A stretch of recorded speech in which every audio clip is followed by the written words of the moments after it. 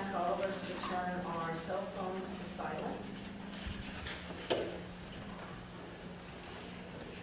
You may notice board members accessing their laptops, phones, other devices during this meeting. They are using their devices to access board materials that are in electronic format. This is an official meeting of the Medical Board of California. As such, disruptions of the board's business will not be tolerated. We have designated time.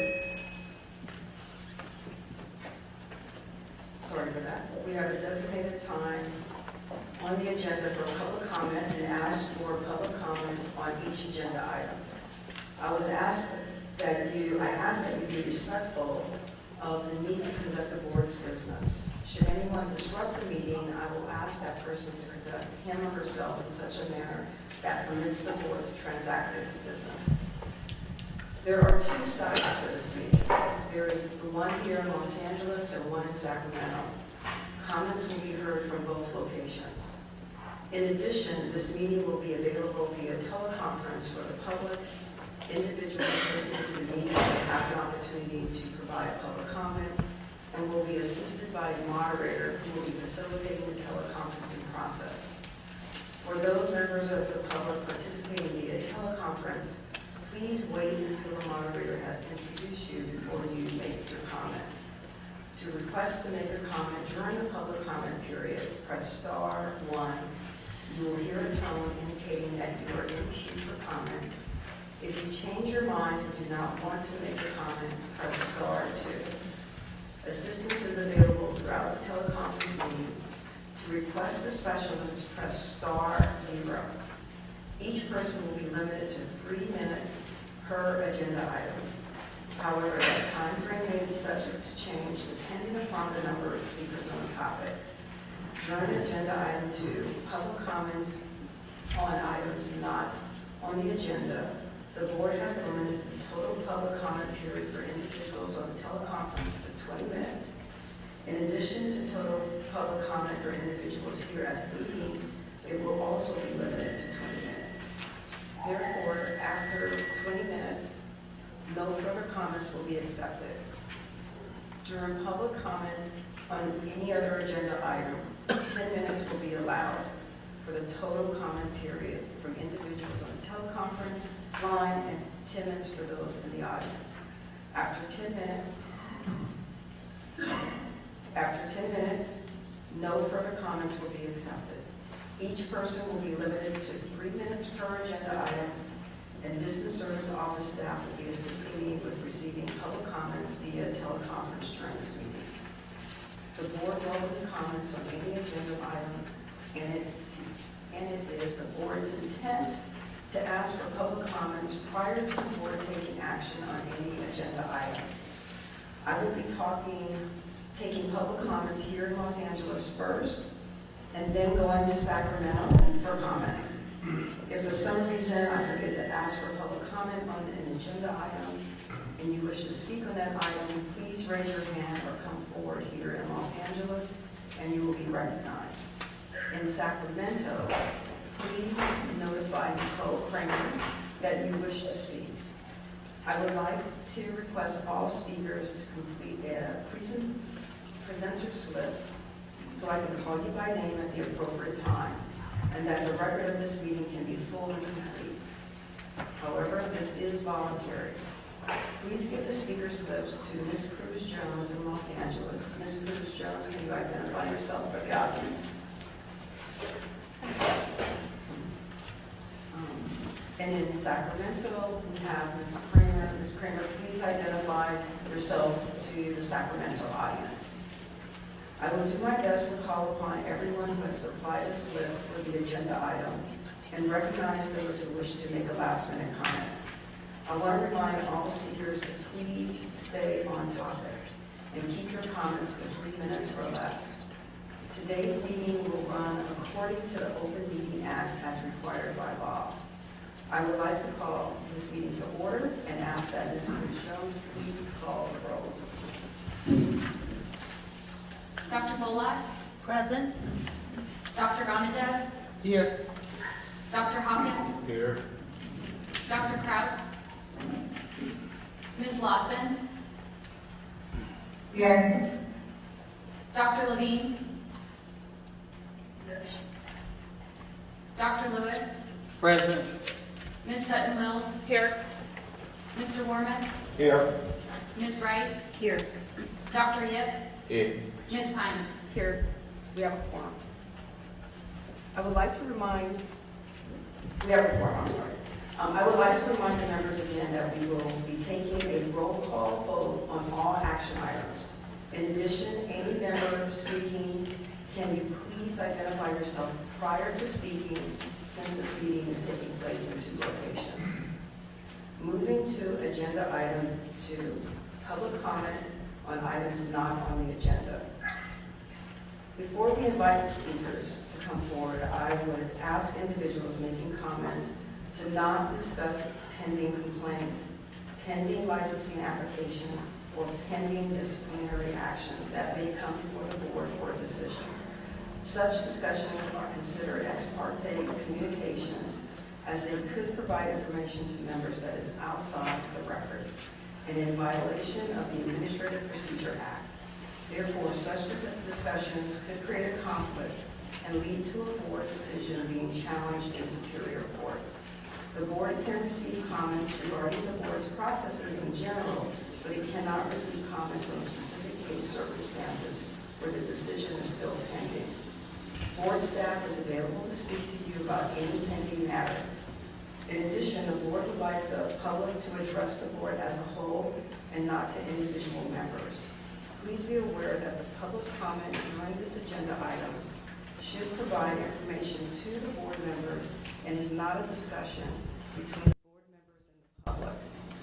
The only action board members can take is to listen to comments and decide whether or not they want a future agenda item on this topic.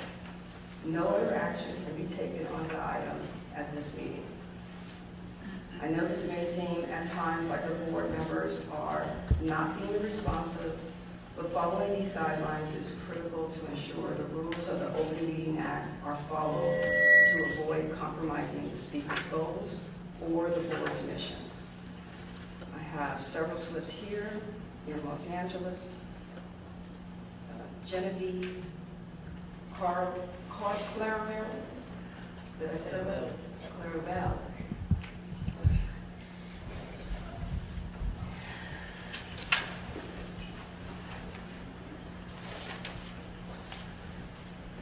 Anyway, good afternoon, Genevieve Claravel. I just want to express my concern. I think of myself as an expert in health and quite knowledgeable. In the past, I have filed, and know other people who have filed complaints of misconduct from physicians, or falsification of record and so on, with all proof. On any other circumstance, a physician was found guilty or have done misconduct. And that's of great concern. I know a few years ago, Governor Brown was trying to dismantle this board. Personally, I was opposed to it because I thought it's important to have watchdog. But I feel you are not doing what you are supposed to do.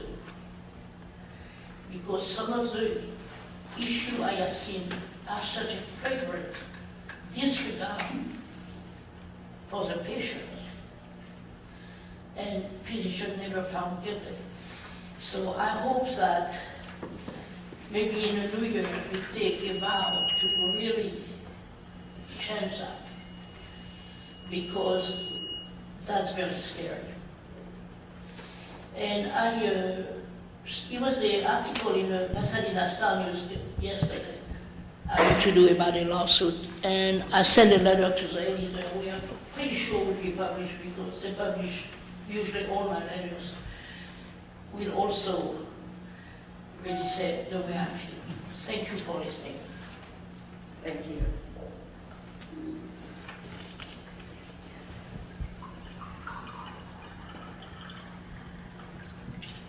Wendy Netsch.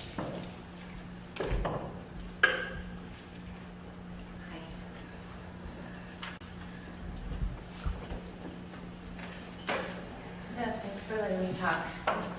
I have a question. I'm holding here this pamphlet that you have that says, check up on your doctor's license.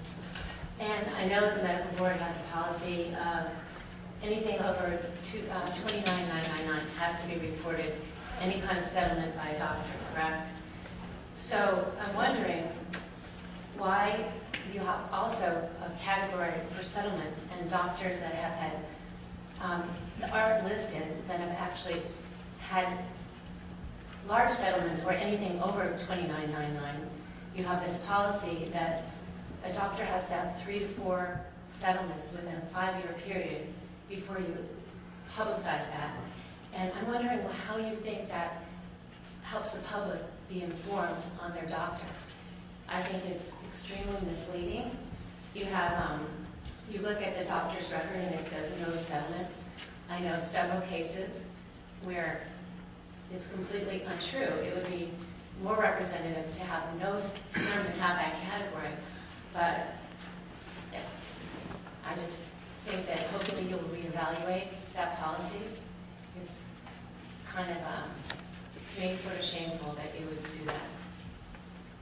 And also, just another comment, a doctor that has 3 to 4, I know that is, you know, the specialty, like either factor in like 4 settlements in a 5-year period if it's a specialty where you get sued often. But if you're a doctor that has 3 settlements in a 3-year period or in a 5-year period, you're basically a doctor that's not even insurable.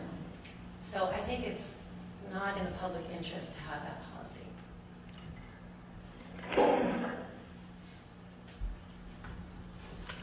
Thank you.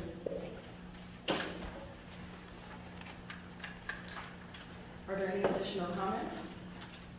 Ms. Kramer, are there any comments in Sacramento? The comments there. Thank you. Are there any comments on the phone?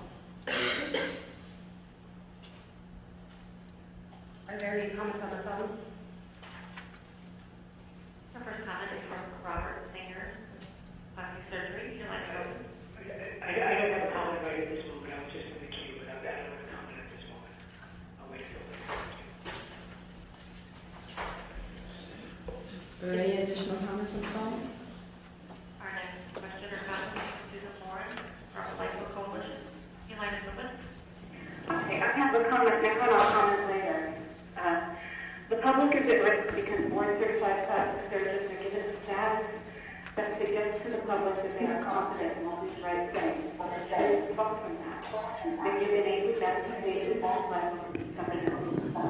Violate to destroy lives and cover all time.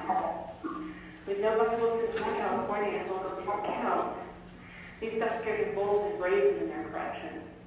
The medical board's appalling failure in my case endangering public safety.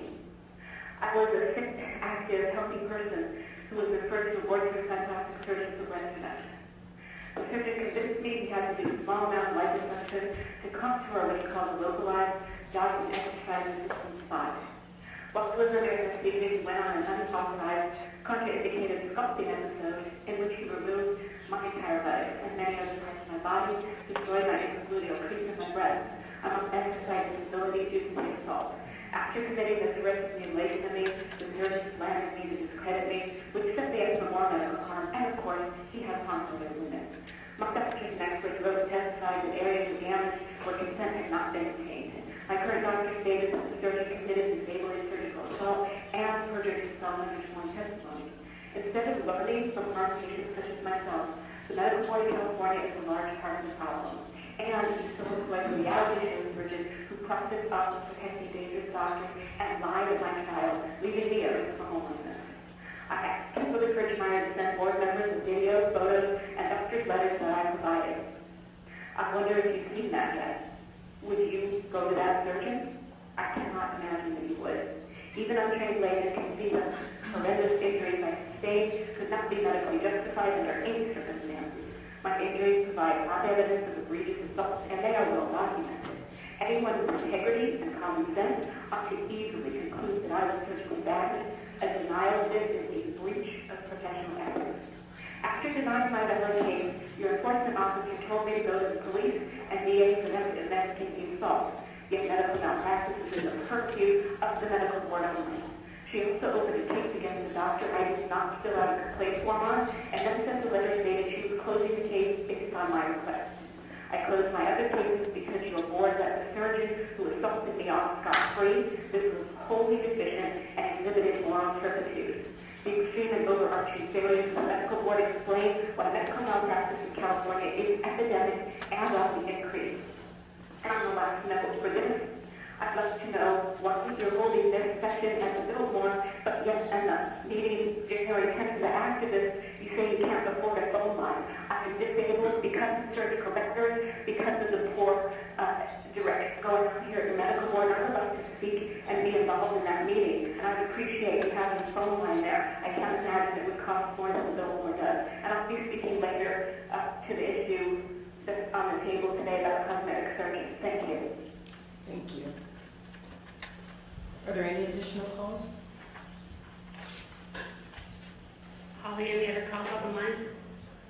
We have another question or comment from Jacob Hayabi, the doctor. Go ahead, your line is open. Yes, Go ahead. thank you so much. Can we make sure this is for agenda item 2, items not on the agenda? The bill that was created was to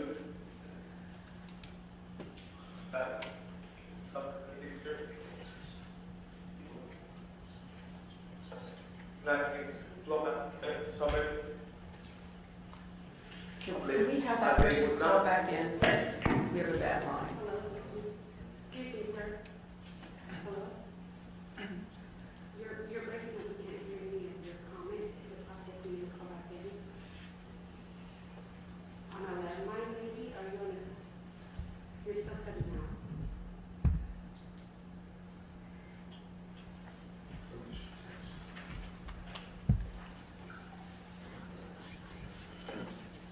No. Yes.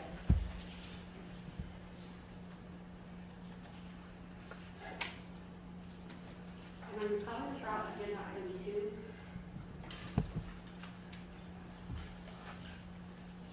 Hello? Okay, Holly, I don't know what happened. If you could just, open the computer.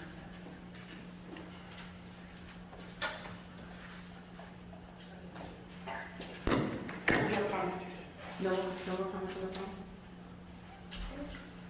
Moving to agenda item 3, approval of recommendation for Federation of State Medical Board Committees. Ms. Kirschmeyer? Well, as most of you may know, the Federation of State Medical Boards is actually seeking individuals who are interested in serving on committees within the Federation. And Dr. Balat has actually come forward and would like to be nominated to the editorial committee. I haven't heard from anyone else, so if there isn't anyone else, then I would actually like to ask for a motion to approve the preparation of a letter of recommendation and support of appointment of Dr. Balat to the editorial committee. So moved. Second. Third. Is there any public comment for those in the audience here in Los Angeles? Ms. Kramer, are there any comments from those in Sacramento? Not at this meeting. Are there any comments from those on the phone? There are no questions over the phone at this time. Okay.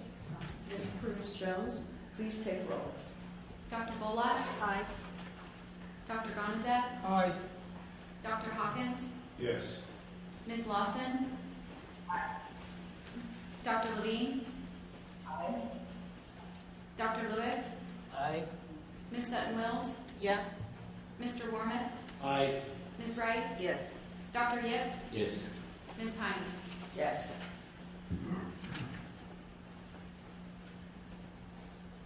I am now moving to agenda item 4, discussion and possible action on the American Board of Cosmetic Surgery's application for specialty board equivalency recognition in California. This agenda item will discuss whether the American Board of Cosmetic Surgery, or ABCS, meets the requirement of California Business and Professional Code, Section 651H5C, and Title 16, Division 13, California Code of Regulations, Section 1363.5, to be deemed equivalent to a board of the American Board of Medical Specialties. Ms. Alameda and Dr. Fleming will discuss Dr. Fleming's review of ABCS's application for equivalency to ABMS boards and his findings. Ms. Alameda and Dr. Fleming, please. Good afternoon. April, if you can please refer to the item number 4 in your file. April, excuse me, I'm sorry. There is really bad feedback coming from your sound system in Sacramento, so we need to fix that and correct it before we continue on. Okay, how's this? Does it sound better? It just needs to be a little bit louder now. We're not hearing the feedback.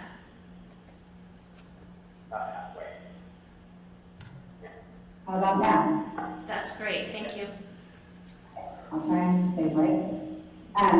Okay, so American Board of Cosmetic Surgery has applied to the board requesting recognition as a specialty board to allow our members to advertise for certified. Pursuant to business and only advertise to negotiate work with the certified by the American Board of Medical Specialties. April, I'm sorry, this is Kim again. We're going to have to stop. It is not coming through. We're going to have to troubleshoot for a moment. Can you try the other dashboard there? Actually, wherever Nicole is sitting is where you need to come through. She's the only one that's had good sound at this point.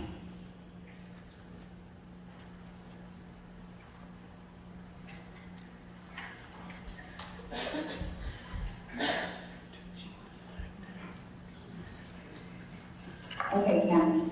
How does it sound? That's better.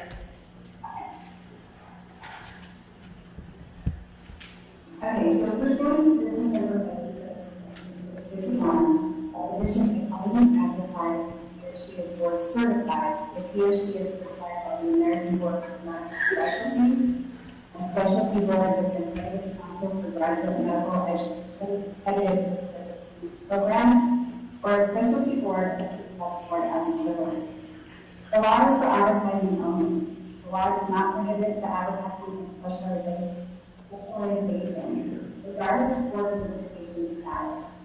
Physicians who are certified and not rejected as a board are still able to practice their specialty and advertise for the practice of that specialty. They simply cannot use the term board certified. In order to be approved as a specialty board, the American Board of Cosmetic Surgery residency is compliant with laws and regulations and is fully prepared for April, stop for a moment, please. It's very difficult to hear. Okay. So, what if I just summarize it? At the October 1840, Dr. Fleming Just stop for a moment to see if there's something that we can do.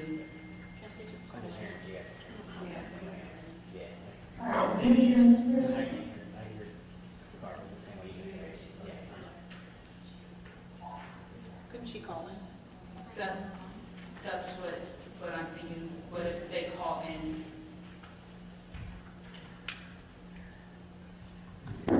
April, please use the phone line.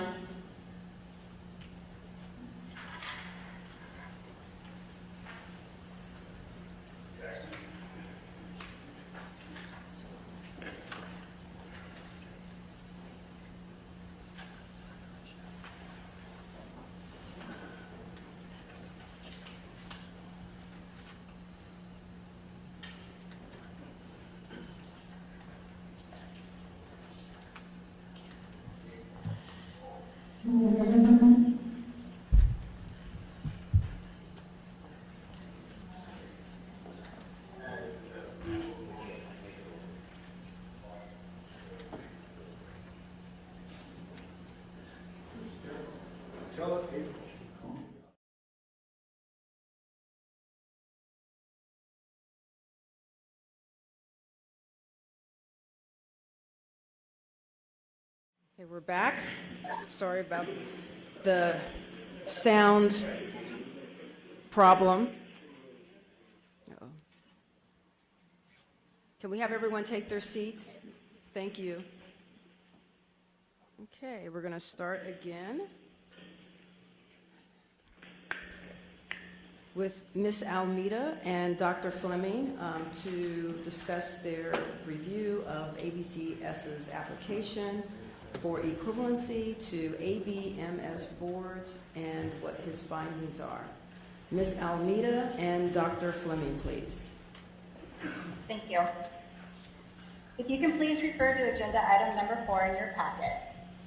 The American Board of Cosmetic Surgery has applied to the board requesting recognition as a specialty board, which would allow their members to advertise as board certified. Pursuant to Business and Profession Code Section 651, a physician may only advertise that he or she is board certified if he or she is certified by the American Board of Medical Specialties, a specialty board with an accredited council for graduate medical education, accredited postgraduate training program, or a specialty board approved by the board as equivalent. The law is for advertising only. The law does not prohibit the advertising of specialization, regardless of board certification status. Physicians who are certified by non-recognized boards are still able to practice their specialties and advertise that they practice in that specialty. They simply cannot use the term board certified. In order to be approved as a specialty board, the American Board of Cosmetic Surgery must demonstrate its compliance with the laws and regulations and is equivalent to member boards of American Board of Medical Specialties. ABCS's application was forwarded to Dr. Neil Fleming, Professor of Clinical Anesthesiology at the University of California, Davis, in the Department of Anesthesiology and Pain Medicine for review. At the October 18, 2018 board meeting, Dr. Fleming presented his findings to the board. After discussion by the board, rebuttal, and deliberation, it was determined additional information was necessary in order for the board to make a decision. Therefore, additional information and supplemental documentation was obtained from APCS and forwarded to Dr. Fleming for a second review. Dr. Fleming is here to present his findings. I'll go ahead and turn it over to Dr. Fleming.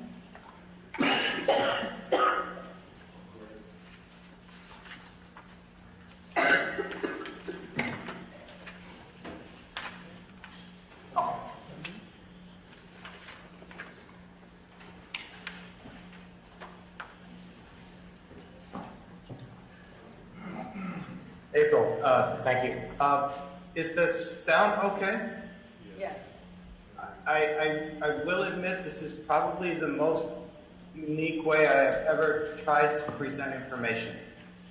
And hopefully it will work. Thank you.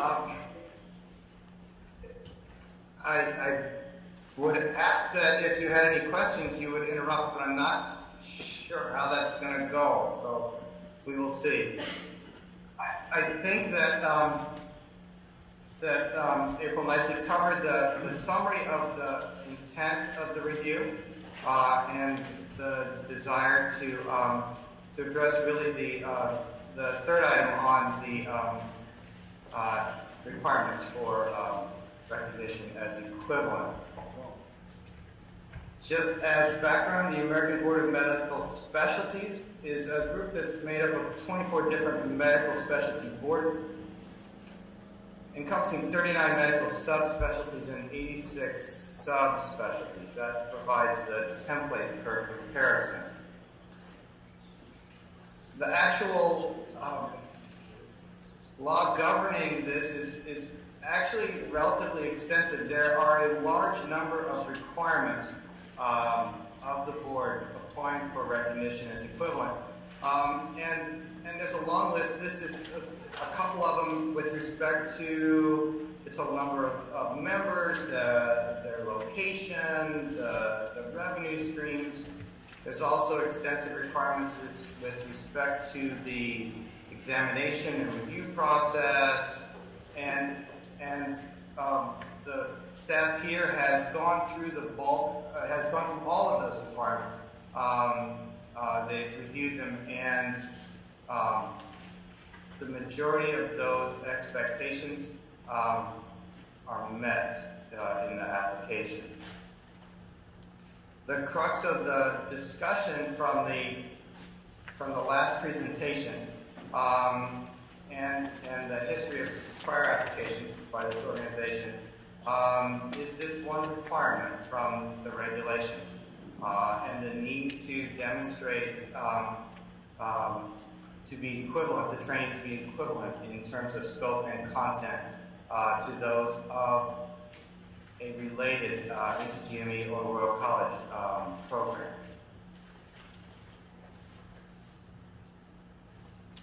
The American Board of Cosmetic Surgery does provide a fellowship training program guidelines that are modeled after a template that's used for the majority of the ACGME accredited guidelines. The problem was the initial review of the guidelines and the supporting documentation suggested there was just a discordance between what was written in the training guidelines and what and how they were being carried out.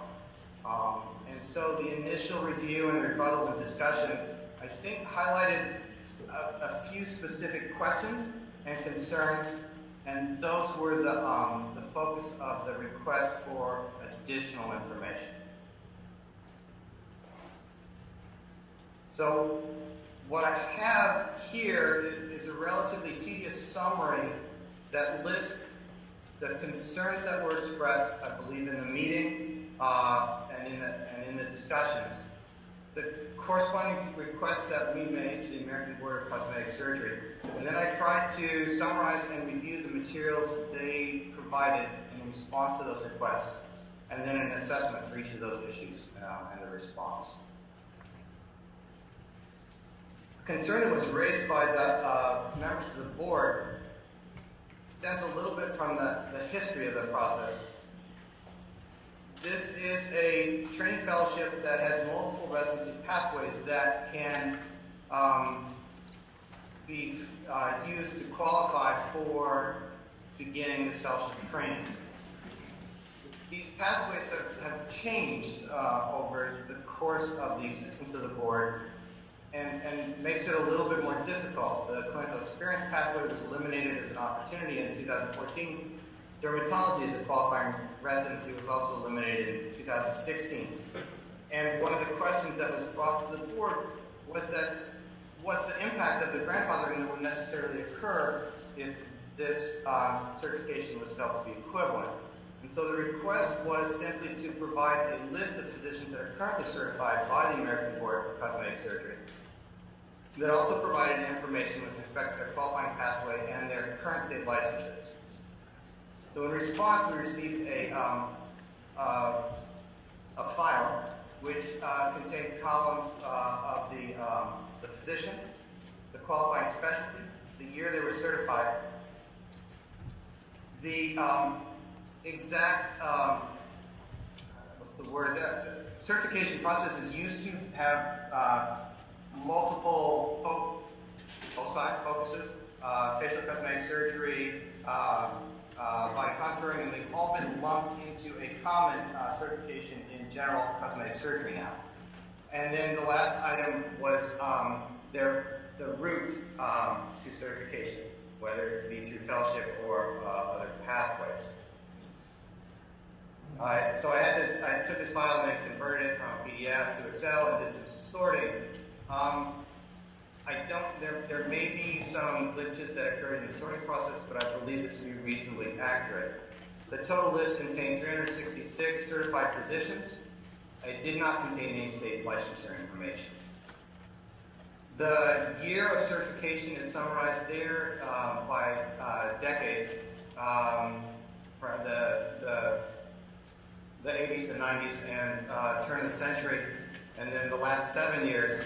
And then because of the change in fellowship training criteria that were initiated in 2014, I also pulled out the numbers for 2015 to 17. The first is the absolute number, and the second is the percentage of the total The second table is the arena in which they are certified, the bulk of them being certified in general cosmetic surgery, but the percentage is there for the subgroups of facial, dermatologic, and breast, body, and extremity as well. In addition, I went through and looked at the qualifying residencies for each of the certified physicians. And there you have the numbers, the bulk of the qualifications coming through otolaryngology and general surgery and maxillofacial. But still a significant percentage of those with certificates qualified through the dermatology pathway and other associated pathways. The exact route towards certification, fellowship coming in relatively later, about just under 40% of the certified physicians qualify through a fellowship.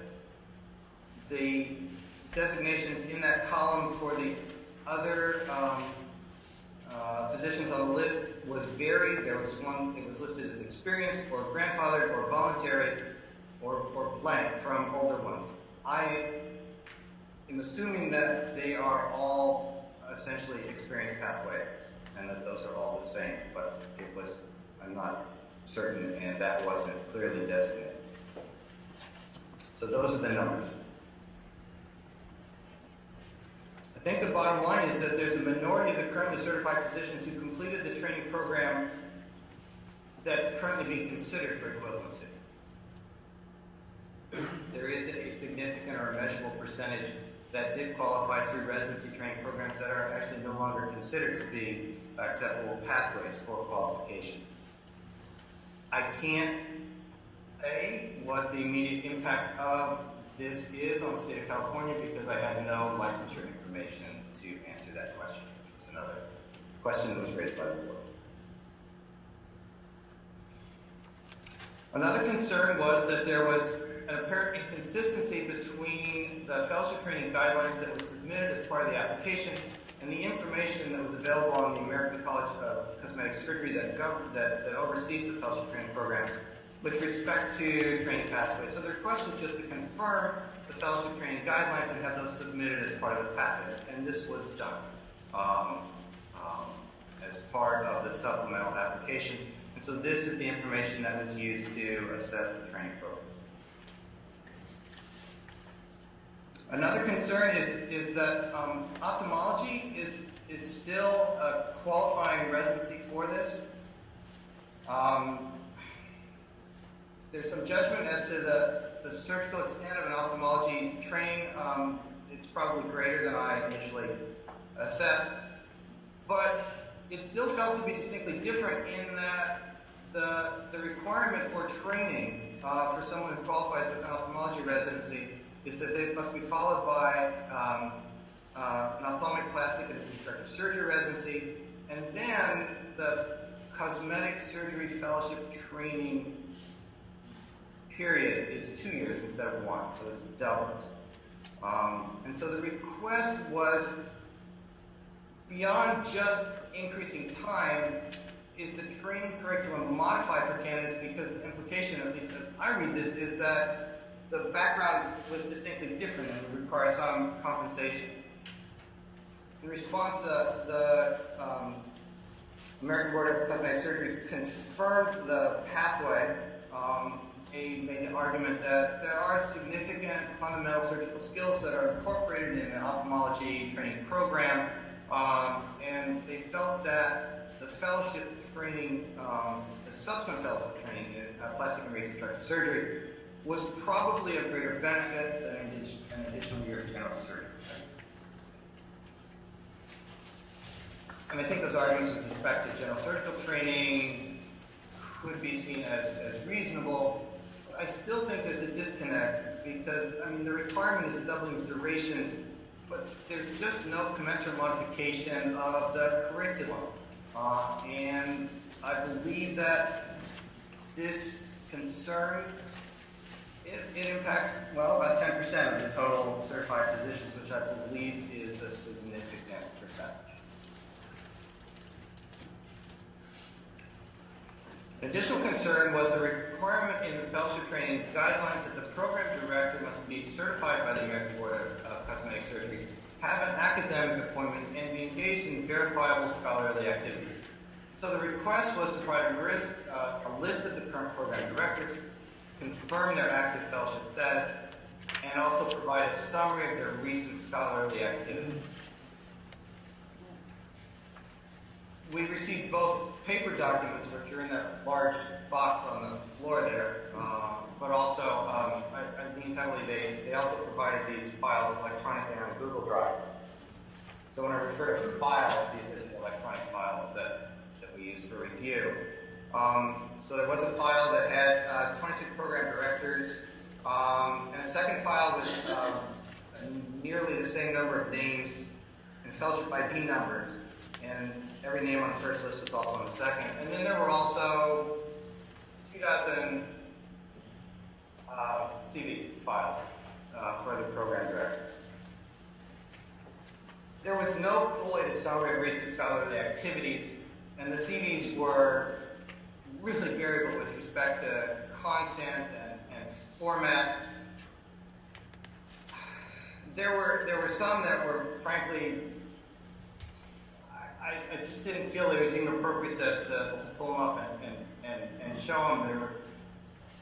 I tried my best to tease out the information requested from these files, and I can only summarize it by saying that the 2 primary questions, academic appointments or affiliations, are rarely part of any of the CVs that were submitted.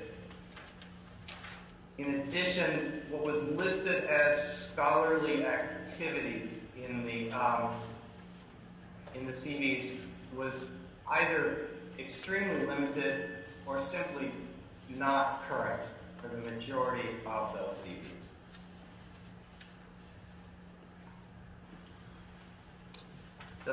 The training guidelines also require that each program consist of no less than 2 faculty members.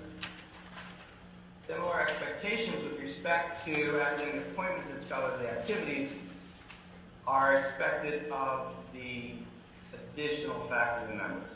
So the request was simply to provide the same information with respect to academic appointments and activities for the affiliated faculty in each program. In this response, there were 11 folders. 10 of them had names of current program directors. The folders had either brief summaries or CVs for anywhere from 1 to 5 faculty. I think these are the associated faculty. There was no list. It was tough to tease out. Some of the CVs, the same CV was in multiple folders.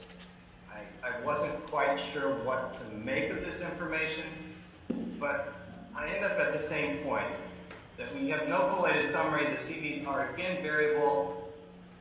If there's 26, 27 programs, there should have been 27 folders. They're not there. The academic appointments aren't there, and the scholarly activities are simply not consistently present.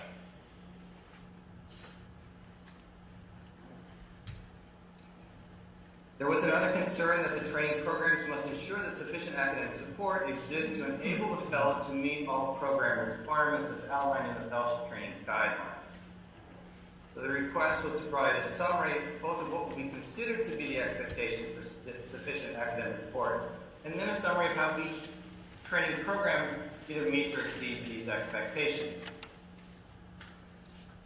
The cover letter provided kind of a global summary of what was expected with respect to the fellows receiving a core curriculum, a recommended reading list, texts and articles that are accessible in a local library, and access to, they listed 3 specific cosmetic surgical journals, and full access to a medical library either through a local academic or a hospital where the program director has privileges.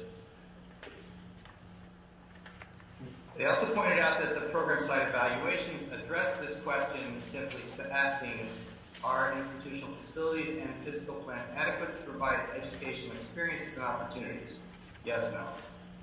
They provided 2 examples. Both of those were checked, yes.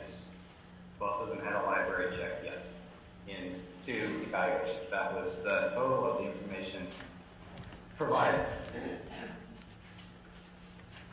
I think I would argue that the requirements that they described in the guidelines are pretty limited. I don't think they're really consistent with those of comparable ACGME accredited programs, not nearly as extensive as you would want to support a fellowship training program, and there is no documentation really consistently provided to assure that the programs listed consistently provide this support. The documentation is not there. There was also a concern in that there's a requirement that the fellow in training must perform clinical or basic research and submit a basic research paper reflecting that research to the Specialty Society Journal or some comparable peer-reviewed journal. The request was to provide a summary of the submissions completed by the fellows to meet this expectation for the last 3 years. So there's a set of about 4 folders, one from 2016 that had documentation for the submission of 10 manuscripts to the American Journal of Cosmetic Surgery, one from 17 that had 9 manuscripts and 4 abstracts that were submitted to the annual society meeting, another from 18 that had 13 manuscripts submitted to the Journal of Cosmetic Surgery or other comparable journals. And then the last one was a set of summaries from the annual meetings. And in addition, there were manuscripts that were in the American Journal of Cosmetic Surgery that were co-authored by, I assume, program directors and fellows. There were meetings, abstracts from the annual meeting that had a few presentations by the fellows highlighted in the summaries.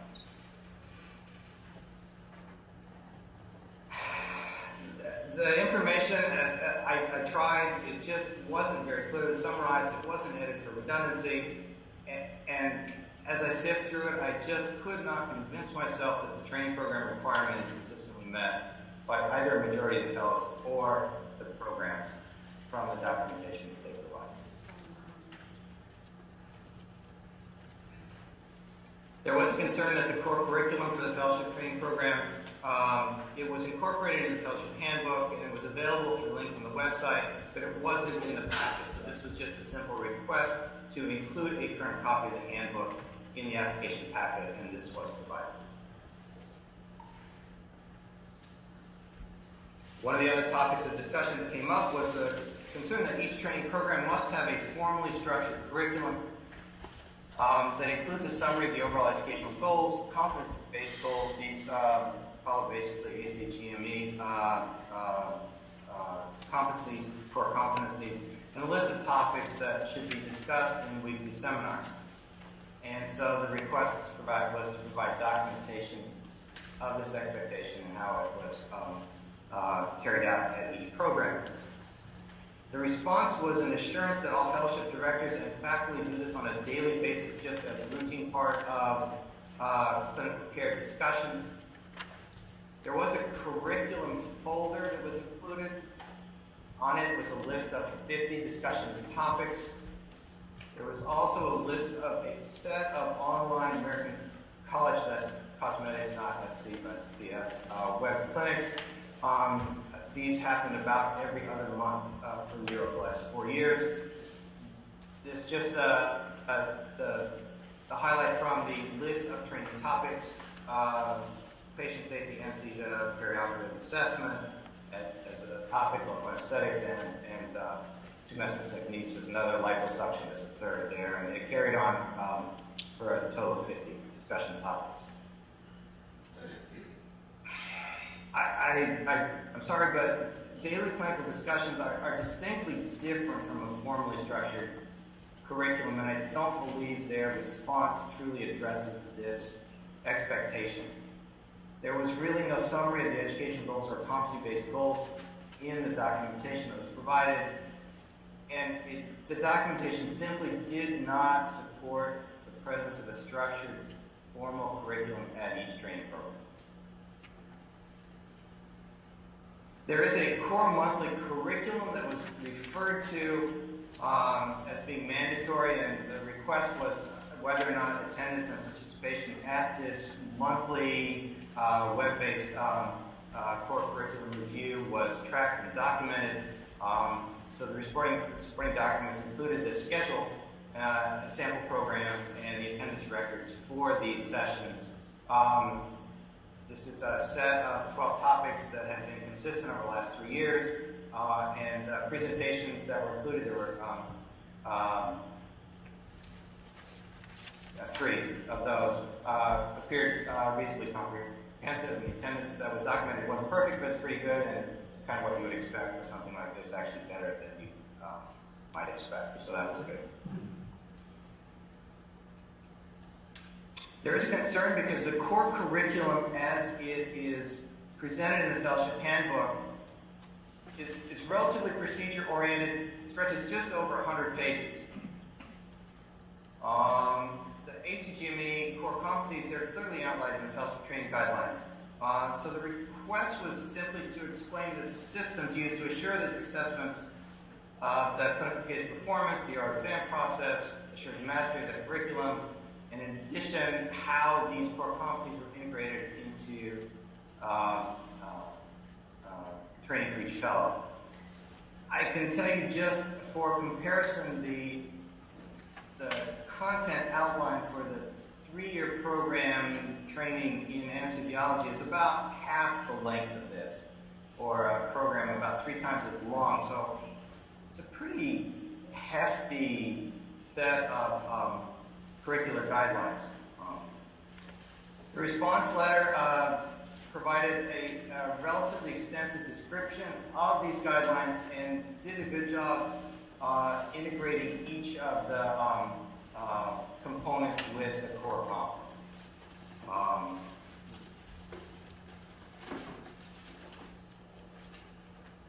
Problem is that the assessment of the fellowship training, specific assessments.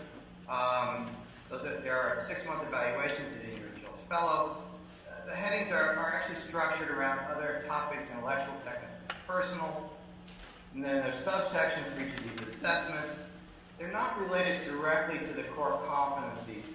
And that these don't provide the overall structure, which is kind of what you would expect from an ACGME accredited type program. But I think in essence, the content is probably covered in those assessments.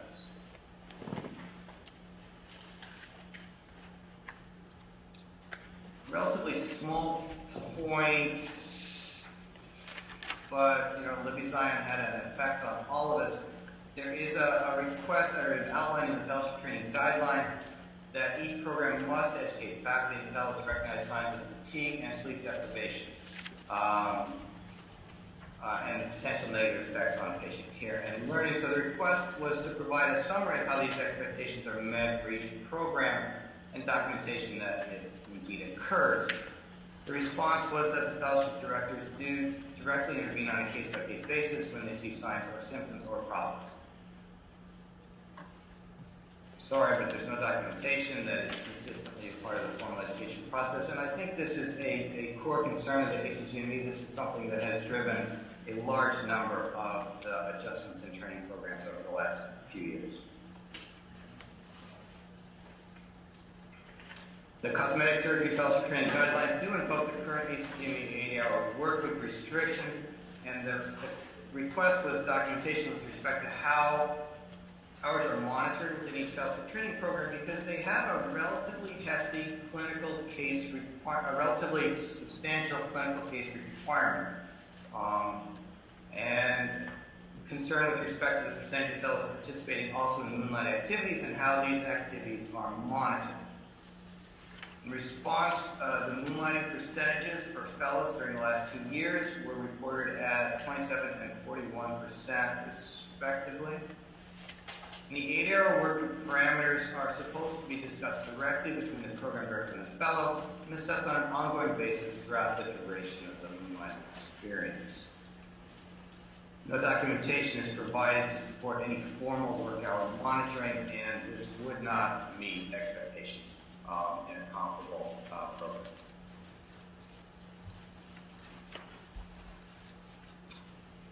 There is also concern with respect to the concerns raised with respect to the training program assessments. These are essential in terms of being able to assure continued quality and to guide improvements in any training program. So the request was a question as to how training programs are assessed. Because of the limited number of fellows in each training program, I think you have to be really careful. The request was how feedback is solicited in some fashion to assure anonymity and to get some sort of objective feedback information. If you are the lone fellow in a training program and your employment for the next 6 months is guided by the response of your mentor, this is a very difficult situation. It's one that we run into in small fellowship training programs as well, and it's a hard problem to deal with. Blank forms both for the facility evaluations and the fellow evaluations are mailed out from the central office at mid-year and prior to completion of the fellowship. The fellow then returns those evaluations directly to the board office. The fellowship review committee reviews these evaluations in their quarterly meetings, and any scores that are significantly on the low end are investigated by the review committee.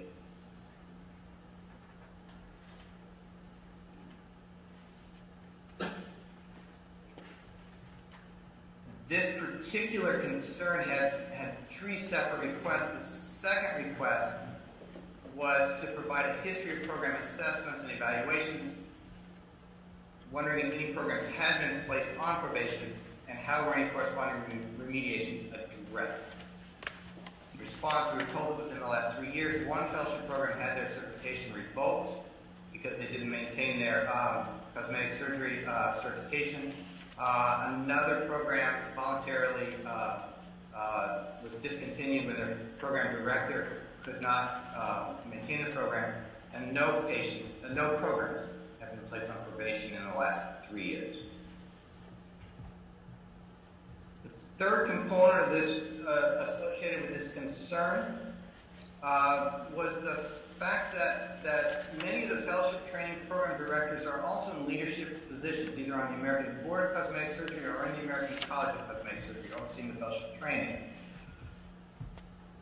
They're directly involved in the assessment of the training programs, and the question was with respect to what is the extent of this overlap and how this potential conflict of interest was mitigated. In response, we were told it is quite common in medicine and other fields that leaders and educators are involved in leadership, and that this sort of overlap is typical. Again, like I said before, with only 1 or 2 fellows per year, evaluation is a problem, and it's a hard problem to address.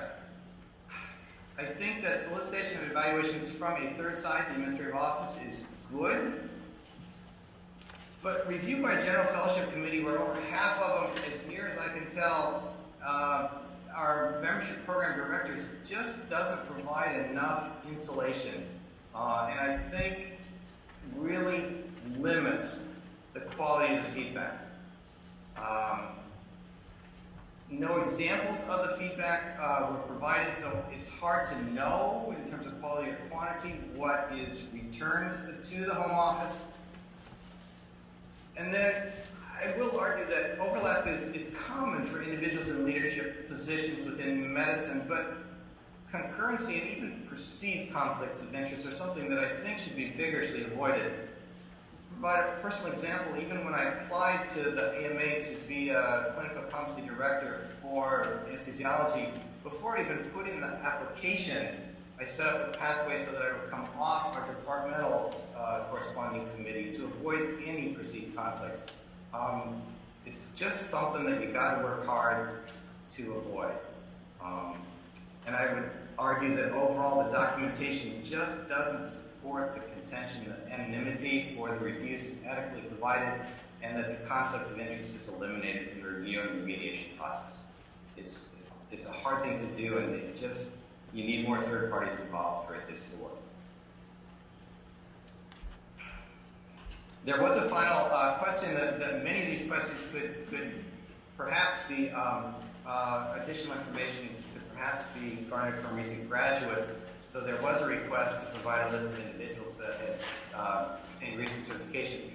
They provided this list, and just full disclosure, with the review and the absence of documentation, it just didn't seem to be that any additional information could be garnered, so we did not reach out to any of the recent graduates for this. The conclusions are kind of small print, and I apologize for that. I guess I could have split them onto 2 slides. I'd say overall, the current American Board of Cosmetic Surgery Fellowship Training Program guidelines, they're modeled appropriately and closely after ACGME accreditation guidelines. There is a concern because these guidelines have really only been in effect for a short period of time, and acceptance of equivalency would necessarily grandfather in majority physicians who were not certified or trained under these guidelines. That's a separate decision. That's not really part of the requirement, so I leave that to the board to consider. I think the primary problem is there were multiple key components of the program for which the initial documentation didn't support the adherence to the training guidelines as they were outlined. When I went through the supplemental documentation, the same conclusion is there. The current programs just do not consistently meet the guidelines that they've developed and endorsed. And as a result, I have to conclude that they cannot be considered as equivalent to American Board of Medical Specialists.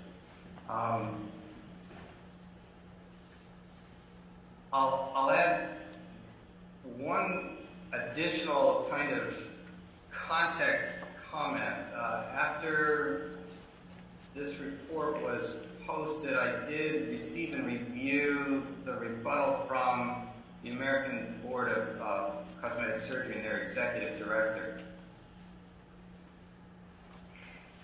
It was frustrating and disappointing, and I just have to say publicly, I was hopeful that this rebuttal would not include these gratuitous personal insults that have been a component, and it's very frustrating to me.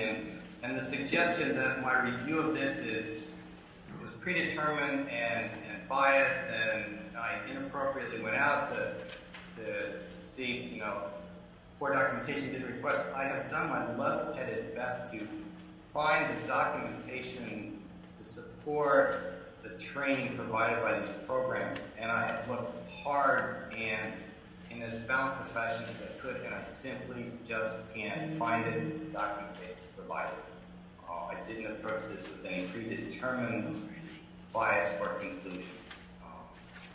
It's just, this is where it ended up.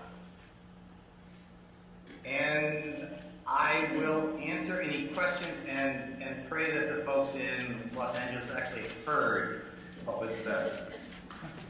Yes, we did. Thank you, Ms. Alameda and Dr. Fleming. I want to go to the members. Are there any questions or comments from the members?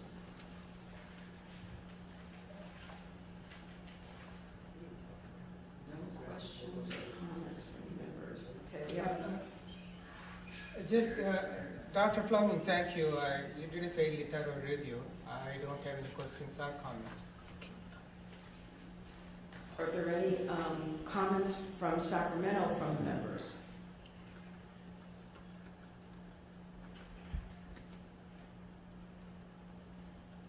No, there's not. Okay. I'm going to ask for the American Board of Cosmetic Surgery to come to the table.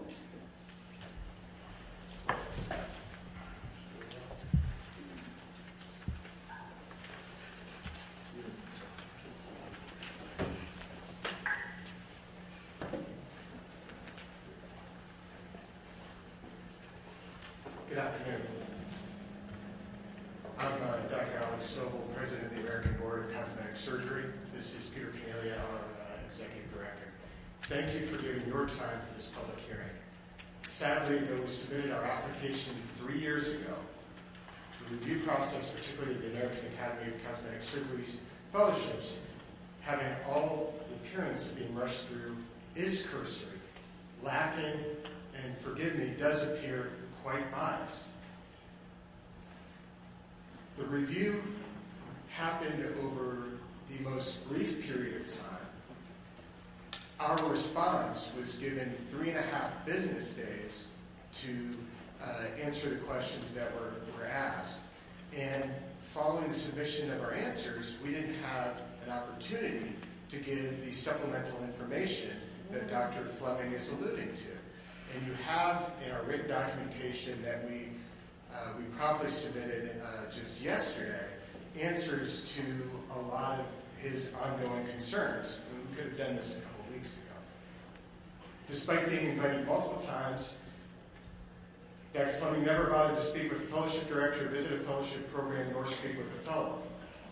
It forces us to question the original intent according to our board and its right to commercial free speech. Much of these appearances are what the Supreme Court addressed in its decision, the North Carolina Board of Dental Examiners versus the FTC.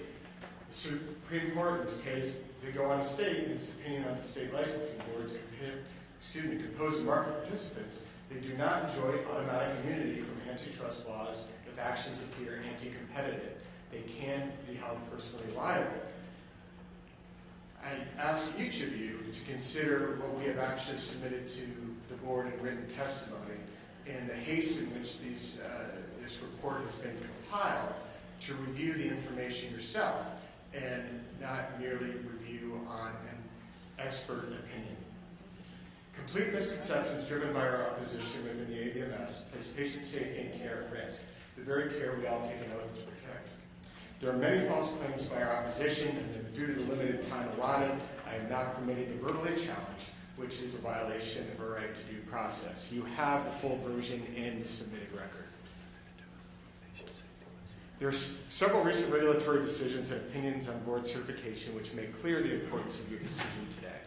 In the case of the AACS petition, it is not merely the case of plastic surgeons versus cosmetic surgeons, but much more broadly the ABMS versus the AACS.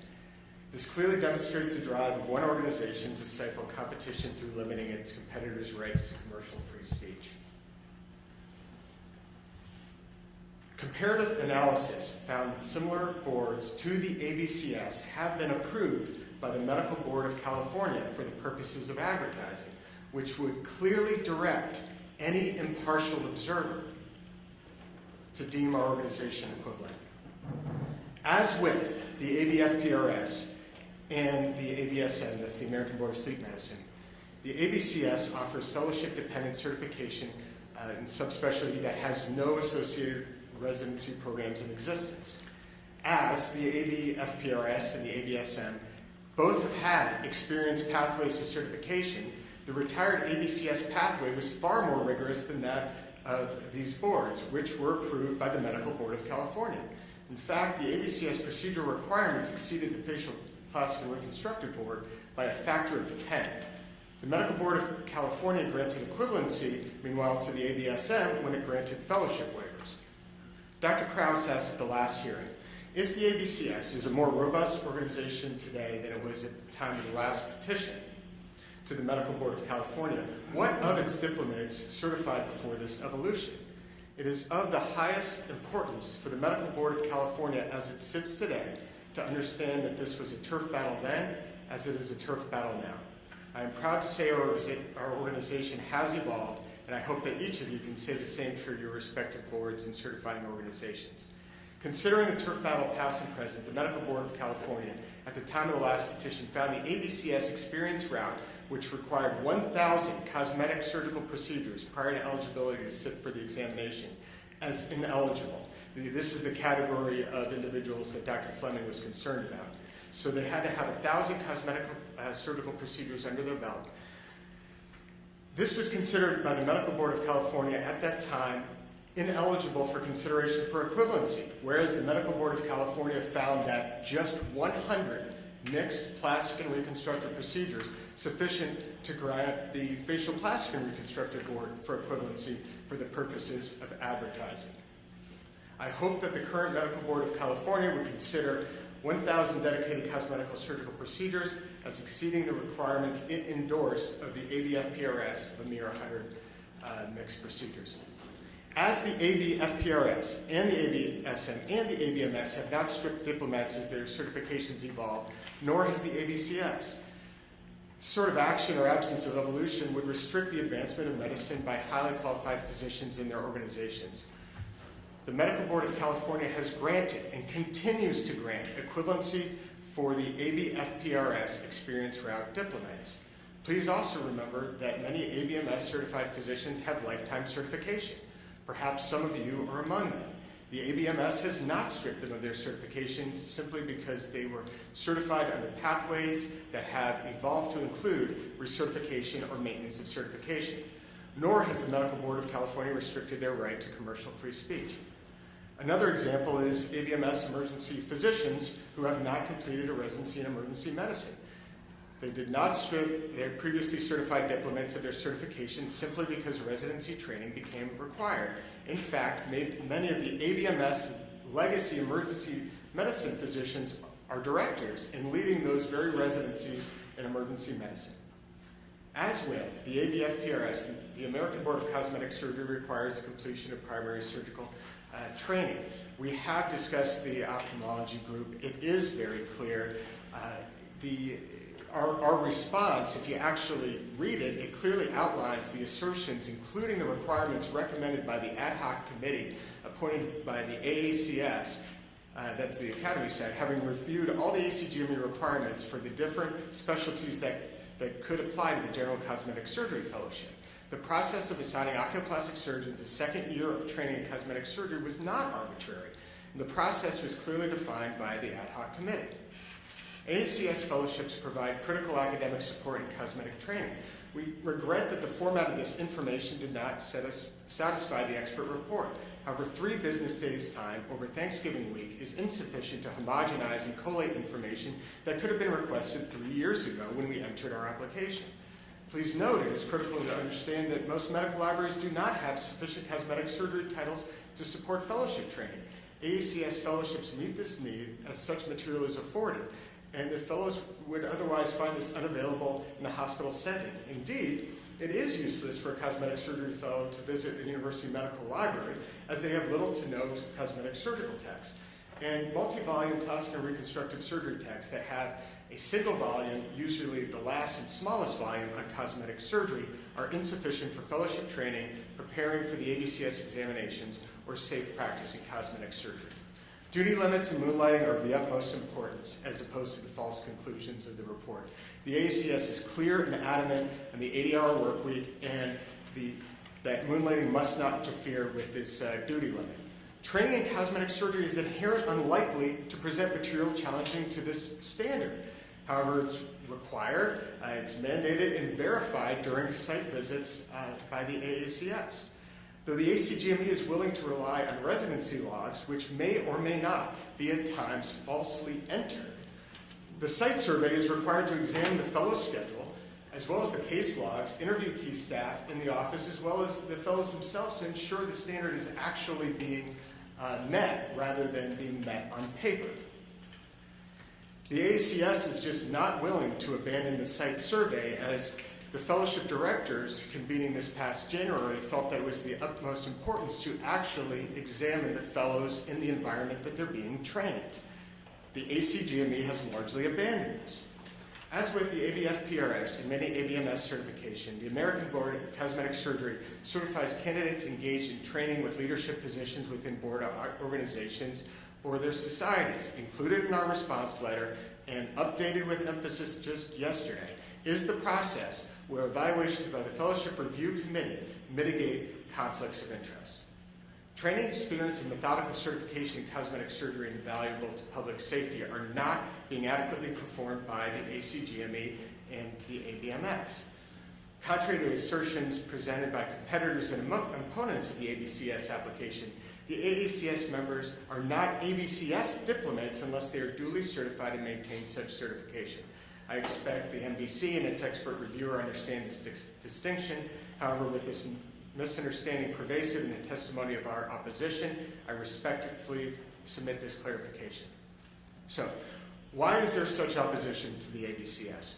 First, these are elective surgical procedures, and patient seat providers directly rather than by a referral network. Second, revenue. Our competitors and opposition from ABMS do not want to give up the money these procedures generate for their diplomats and secondarily for their organizations.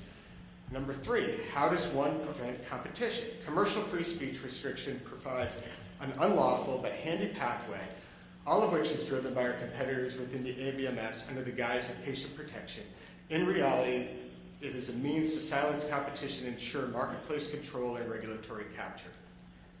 Disallowing the ABCS physicians' right to commercial free speech when we meet all the criteria demanded by the state of California places the very issue of patient care safety at risk, the issue that we have a collective duty to protect. Competing boards within the ABMS all too often want to make this an us versus them battle. This is a battle that is for control, power, and financial gain rather than patient safety and care. If this were about patient safety, our opposition would be seeking to restrict our ability to practice. They are not doing this. In fact, our opposition at the last hearing said that we may go on continuing our scope of practice. However, we should not be allowed to state or advertise that we are board certified. Our opposition has demonstrated their true intent, which is not to protect the public from the procedures and scope of practice, but to restrict our commercial free speech and advertising our board certification. Patient safety is clearly at stake. Please do not let your bias as either an ABMS certified physician or your experience predominantly with the ABMS cloud your ability to duly evaluate our organization. It is frequently reported that aesthetic surgery remains a weakness for many plastic surgery residency programs as aesthetic procedures are performed in private practice. Please see the appendiceal studies that we have cited in our written testimony. They are extensive. As presented in the last hearing, we demonstrated the strength not only of the median number of procedures participated in by fellows in cosmetic surgery, which is in the mid-600s as opposed to 150 in plastic surgery. However, our trainees have already been qualified surgeons. They are training at a higher PGY level than the plastic surgery competitors. We are gravely concerned and disappointed by our opposition. It is clearly anti-competitive. Our competitors and opponents, as stated in their testimony, are not only trying to restrict us from performing cosmetic surgery, they're trying to prohibit our advertising of our board certification. However, as demonstrated by an exacting certification program, a now historic, but nonetheless exceedingly rigorous experience route, high PGY training level, high procedural number, depth and diversity in fellowship training, why would the Medical Board of California not want the California public to be allowed to see a surgeon that was certified by the ABCS? 2 minutes. Wouldn't the Medical Board of California prefer to avail this information to the public, helping patients find a provider that has been appropriately trained in cosmetic procedures? Would the Medical Board of California prefer that a patient not be able to see the difference between a practitioner trained at a weekend course in liposuction versus a rigorously trained and board-certified cosmetic surgeon? Furthermore, if the Medical Board of California has concerns about the ABCS diplomats who were certified during the evolution of the ABCS, please be advised in the evidence provided today and in our response to the expert supplemental questions that our experience route was far superior to that of the ABFPRS, an organization that was approved for equivalency in advertising by the NBC. I urge you to vote for the truth and not in favor of our ABMS competitor in opposition's agenda. The bill that was put in place in 1990 was to prevent deception. The ABCS is not deceiving anyone. Limiting advertising board for certification in one group is anti-competitive and doesn't serve the public interest. Allow the ABCS its right to commercial free speech. We meet all the criteria demanded by the state of California. Our training and certification processes well exceed today's standards and that of similar organizations approved by the NBC. We have presented ourselves openly and comprehensively to the scrutiny of the NBC for the last 3 years, not the past 2 months.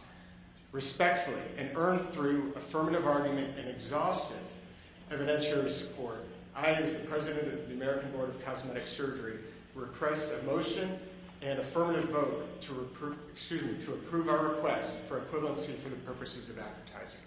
Thank you very much.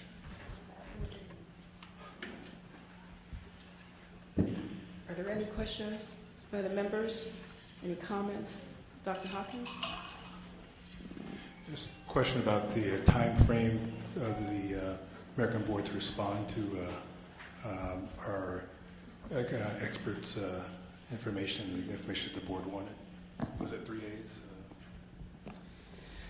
Well, I think there does need to be some clarification because they did apply approximately 3 years ago, but they received a deficiency letter and waited. I'm estimating, I know April has the time frame, but like 8 to 10 months to respond to the first deficiency letter. Thereafter, they received another deficiency letter, and even after they knew the law was going to change to bring this matter outside of the board's hands, they again waited many months to respond to the board's deficiency letters. And so, yes, they had limited time to respond to this last one because the board's jurisdiction over this matter is ending, but the delay initially was the result of their failure to respond to the deficiency letters in a timely manner. May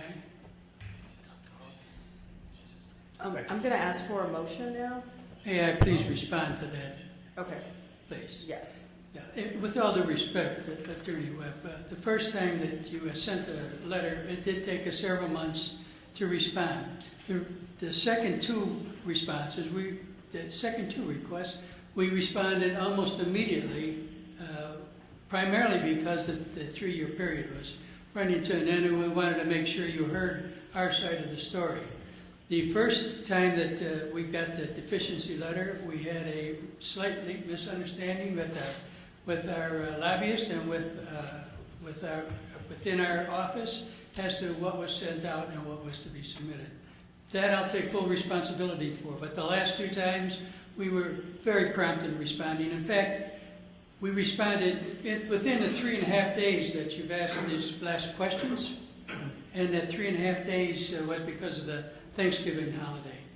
We also responded to this last letter that we got within 24 hours, and we have that in your hands. Unfortunately, we didn't get that till Saturday. We responded by Monday. I don't know how much more responsive we could be than we were. Okay, I'm going to ask for a motion.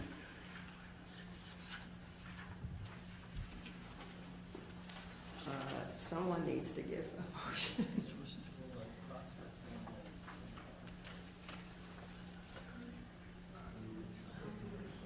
Okay, so while Dr. Ganandev?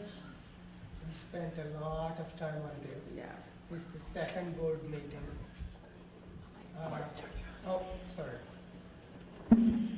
Dave Gandhi for Sacramento people, in case who is talking. We spent a lot of time on this, and this is the second meeting we have, this meeting especially for this purpose.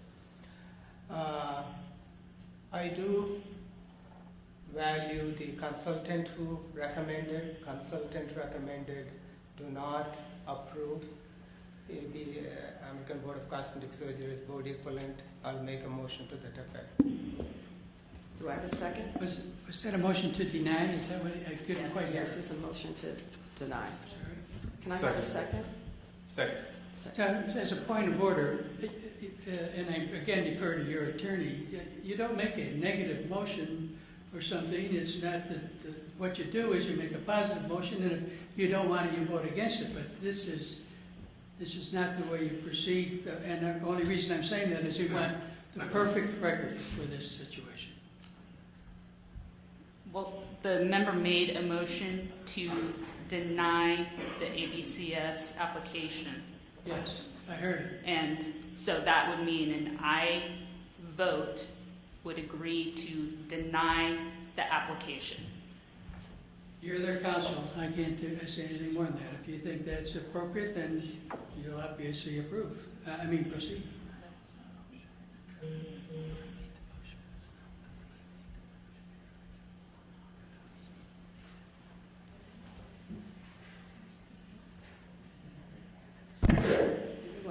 The motion? Do you want to correct the motion?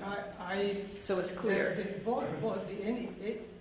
If you put it Dave Gandhi again, you can put it any which way, but my motion will be to to approve the recommendation made by our consultant, which is to deny the recognition of American Board of Cosmetic Surgery as board equivalent. That's what. So actually, it's a motion to approve the recommendation of our consultant. Yeah. Okay. Second. Thank you. Okay. Do we have any comments from the members in Sacramento?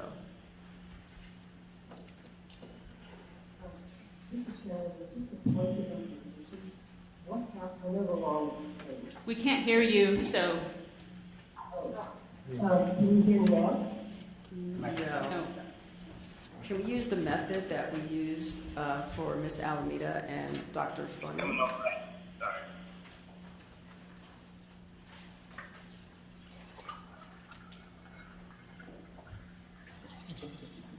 So this is Sharon Levine in Sacramento. Just a point of information. Given that the jurisdiction over issues such as this have been removed from the board's jurisdiction as of December 31st, what would happen to a similar request in 2019 and going forward? Was the jurisdiction moved somewhere else? Or was it just removed from the board? it was just removed from the board, and so applications like this would not be accepted by the board.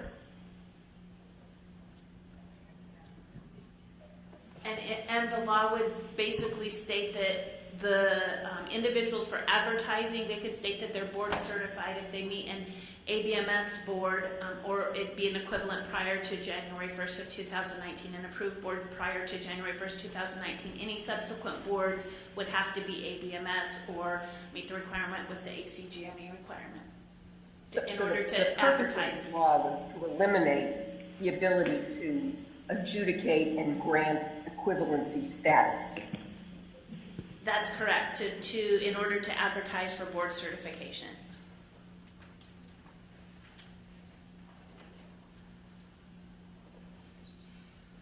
Any additional comments in Sacramento? Not from the board member. I'm going to begin here in Los Angeles with comments from the audience. We have a number of comments, a number of people. I'm going to start with Michael Swartz.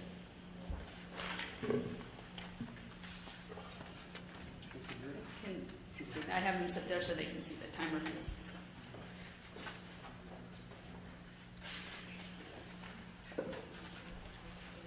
Hello, distinguished members of the board. My name is Michael Schwartz, and I spoke to you at the last meeting. I am board certified in otolaryngology, an ABMS board, facial plastic and reconstructive surgery, which is a Medical Board of California equivalent board, and I'm a diplomat of the American Board of Cosmetic Surgery. I'm currently a member of the ABCS. Can the mic turn up on the speaker, please? I'm currently a member. Did you hear me well enough in the first part? I believe so. I'm currently a member of the ABCS board. I'm also an expert reviewer for this board in the field of cosmetic surgery. I would like to reiterate that the ABCS has met all the requirements and provided all the information requested by this medical board.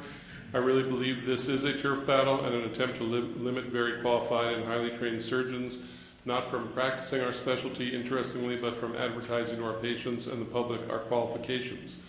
This is counterintuitive because if it were a patient safety issue, we would all be working together to prevent doctors who do take 1 or 2 weekend courses from advertising themselves as cosmetic surgeons. With all due respect to the reviewer, it does seem from his second report that his conclusions were predetermined. The information has been provided, yet its veracity is constantly questioned. We did arrange for him to speak with every fellowship director. We had multiple conference calls that we were all a part of, yet he chose not to speak to any of them or join any of the calls, nor to speak to any of the fellows, the list of which was provided to him for 2017. Some of the points raised, I believe, are arbitrary and irrelevant. As we have pointed out, many boards have had experience routes, and some still do, although we don't. Many aesthetic fellowships are observational, and ours are not. It's well documented that our experience in the AACS fellowships is far superior to the cosmetic surgery exposure obtained in plastic surgery residency alone. As pointed out, our fellows are in most cases postgraduate year 6, 7, and above. These are some excerpts from journal articles. The predominance of aesthetic surgery fellowships are based in private practices and are not ACGME accredited. Aesthetic fellowships remain popular training opportunities for graduates to obtain additional credibility and confidence performing aesthetic surgery. Significant variability persists for many aesthetic fellowships during procedures during plastic surgery training. Greater efforts may be needed to improve the aesthetic surgery experience of plastic surgery residents. These are not our words, but from the Aesthetic Surgery Journal 2017, volume 37, titled Disparities in Aesthetic Procedures Performed by Plastic Surgery Residents. The first half of my facial plastic surgery fellowship in 1989 was largely observational. I was in the private practice of a renowned facial plastic surgeon in Chicago, and he was not about to allow me to perform rhinoplasties on his private patients. Our ABCS fellowships are hands-on. I took a year off from my practice in 2008 and did a fellowship in cosmetic surgery. I was a co-surgeon doing at least half of every case. That year I did 60 abdominoplasties and 240 breast cases, among many others. It was a great experience and prepared me well for my practice. Please conclude. I would respectfully ask you to vote against this motion and vote for a motion to act favorably on our petition. I believe we've met all the criteria and we deserve this consideration. Thank you. Jeffrey. Good. Thank you. Jeffrey Keys.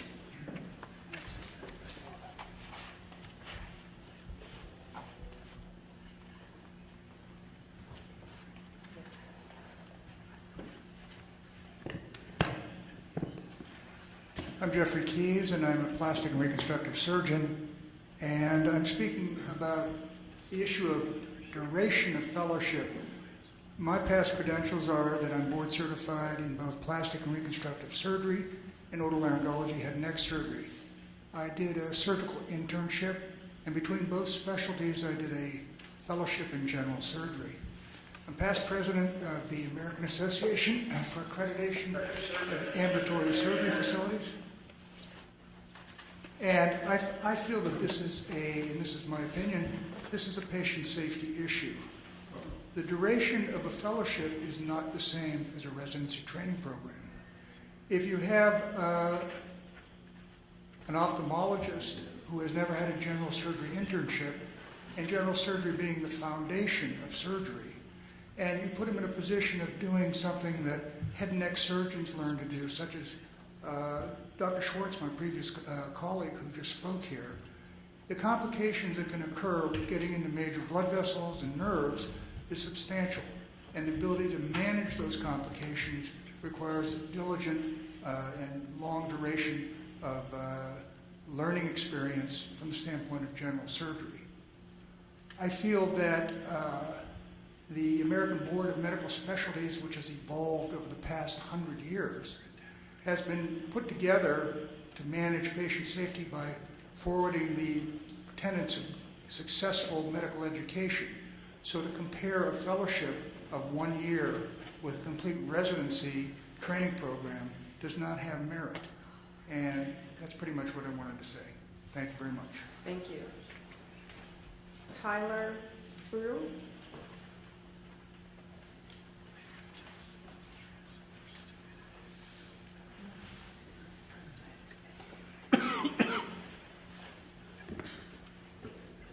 Good afternoon. Members of the board, thank you for the opportunity to speak and be heard on this issue. As you heard, my name is Tyler Frew. I'm a fifth-year current plastic surgery resident at Loma Linda University Medical Center. As a future plastic surgeon, this carries much weight and levity. I watched the last meeting. I was taken aback by a number of issues, and I would like to offer you all a current resident's perspective. In plastic surgery training, and also at my program, cosmetic or aesthetic procedures are considered to be among the most complex, technical, and challenging. For this reason, you're only privileged to these procedures in your final 2 to 3 years of training. The early years of your training sets a strong foundation with the knowledge and surgical skills that are required. The ABCS would like you to think that the reconstructive cases should be ignored and their number of cosmetic cases is all that matters. However, I can tell you firsthand how my hundreds of breast reconstructions have aided in my performance in breast augmentation and mastopexies, how my numerous facial paralysis cases, cleft lips, eyelid ptosis repairs have aided me in facelifts and cosmetic eyelid surgery, and how all the abdominal and lower extremity cases, how those principles blend seamlessly to cosmetic, abdominal, and body contouring procedures. It's very clear to me that a foundation in reconstruction is required to successfully do cosmetic cases, and this is knowledge that was not acquired in a weekend course. An experience cannot be overlooked, as it's difficult to understand how a physician claims to enhance someone's normal state with no knowledge or experience in the abnormal. The recent AACS claim that the plastic surgery texts all have the smallest sections regarding cosmetic surgery is simply false. Trust me, I have many strewn about my house, and I read them every single night. Another striking point from the last meeting was the fleeting time frame of the fellowship. While it's very idealistic and starry-eyed that a physician can become a head-to-toe cosmetic expert in 1 year, it is truly one of the most unrealistic statements I think I've ever heard. I'll acknowledge many fellowships are a year in duration, but this is only because those admitted have significant background while in their primary training.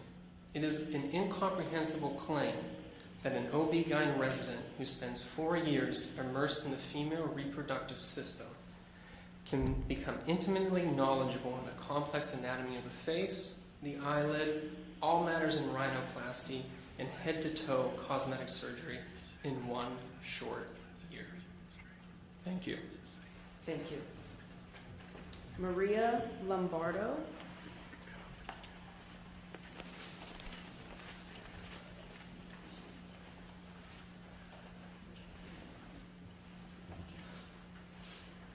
Good afternoon. My name is Dr. Maria Lombardo.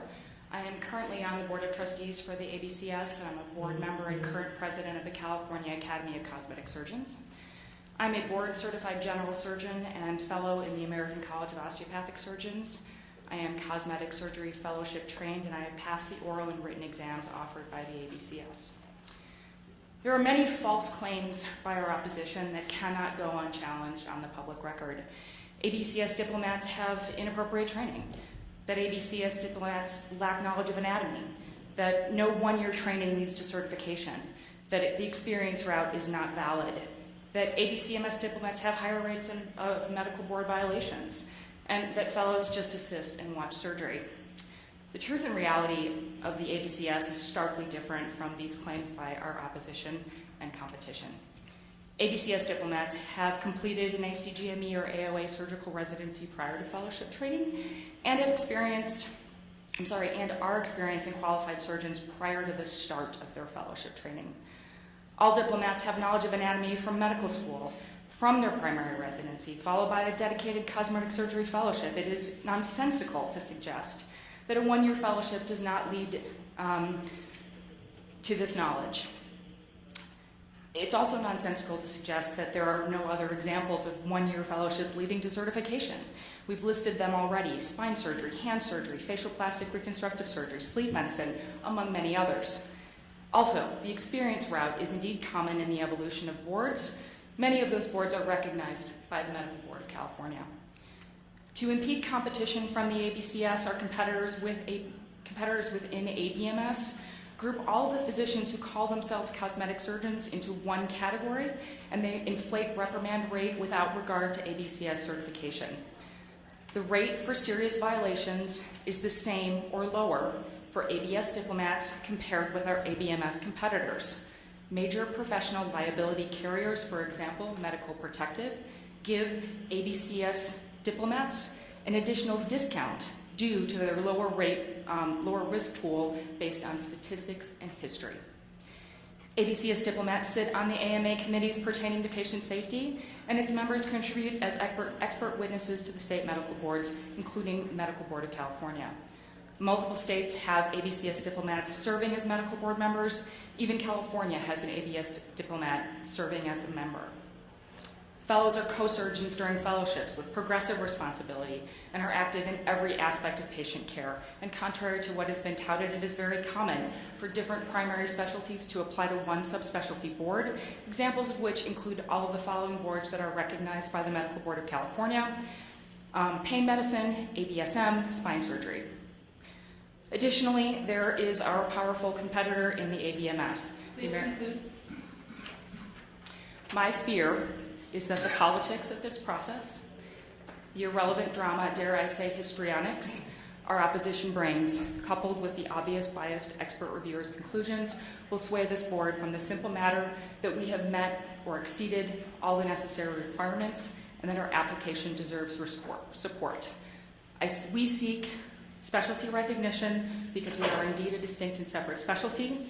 We seek the right to freely communicate the words board certified as we have earned that title. We seek to exercise our right to commercial free speech. I ask that you support our application today. Thank you. Jeff Rosenberg.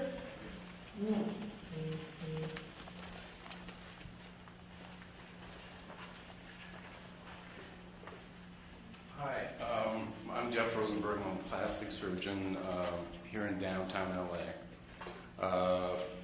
I've been past president of the California Society of Plastic Surgeons.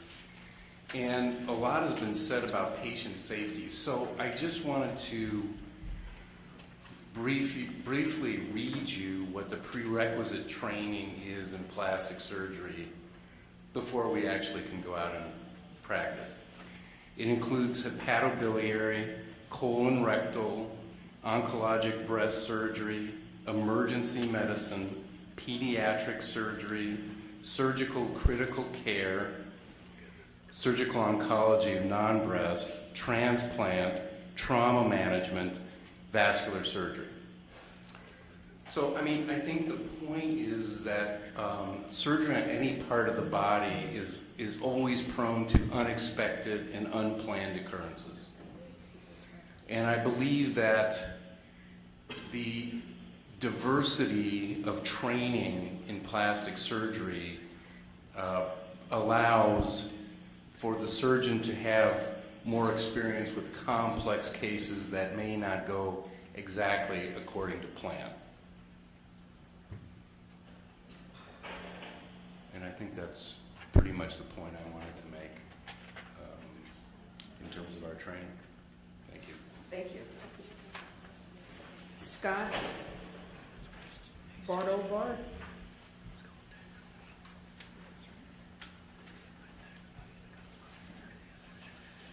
Well done on the last name. I'm Dr. Scott Bartle-Bard from San Diego, plastic surgeon, president-elect of the California Society. I'd like to talk about the experience of being the primary surgeon. In the training of a surgeon, it is essential they experience the responsibility of being the primary surgeon, the person with the knife in their hand. All the observation and assisting in surgery is no substitute for actually being the surgeon. One could assist on 1,000 surgeries, but until that person has to perform all the essential functions and elements of the surgery, you will not know if they are an effective and safe surgeon. This is why the proper training is so essential. In an ABPS training program, the resident gradually assumes progressive responsibility as they demonstrate proficiency with each of the many steps of the operation. Eventually, they become the primary surgeon. The ABPS training programs require the residents to act as the primary surgeon in order to include such cases in their case log. It appears the AACS does not require this. Their requirement is the trainee function as a co-surgeon. This sounds good, but only one person can hold the scalpel. Merely assisting or observing in surgery is not equivalent to being the surgeon. This theoretically could result in a training with many reported cases, but without adequate first-hand experience as the primary surgeon. There is a clear difference in the methodology of accumulating cases for the case logs between the ABPS and ABCS. And in our opinion, they are not equivalent in scope, content, or duration. Thank you for the opportunity to present. Thank you. Mandy Deneau.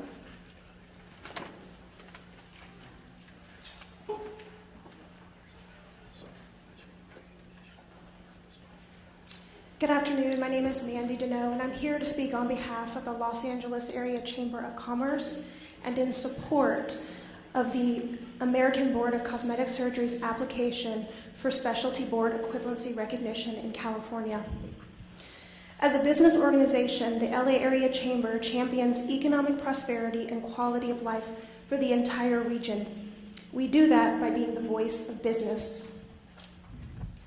Representing more than 1,600 businesses and their 650,000 employees across the region, we have long supported providing California healthcare consumers with useful information in their efforts to secure the highest standards of care. Through the work of our Healthcare Council, the Chamber is engaged in and provides the business perspective on key healthcare issues. We support reform efforts related to healthcare financing, expanding access to coverage and quality care, as well as creating healthcare professional workforce opportunities. Members of our Healthcare Council represent some of the region's largest healthcare providers, including Cedars-Sinai, Children's Hospital of Los Angeles, and Kaiser Permanente. In reviewing this request, we not only reviewed the standards required to be certified through the ABCS, but also conferred with members of our Healthcare Council. And our conclusion is that we believe the American Board of Cosmetic Surgery, since its inception in 1979, has indeed served consumers by promoting the safe and ethical practice of cosmetic surgery, as well as ensuring the proficiency and competency for physicians dedicated exclusively to that specialty. Furthermore, we believe ABCS, with a comprehensive clinical fellowship program, peer review, and standardized examination, demonstrates clear equivalency to the requirements for certification by comparable member boards already recognized by this board.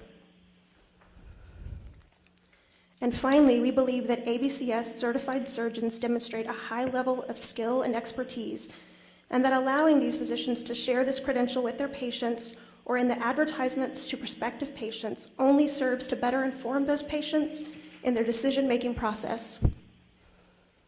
With all due respect to the speakers who went before me, if this was really a conversation about patient safety, we wouldn't be having a conversation about how they advertise their business.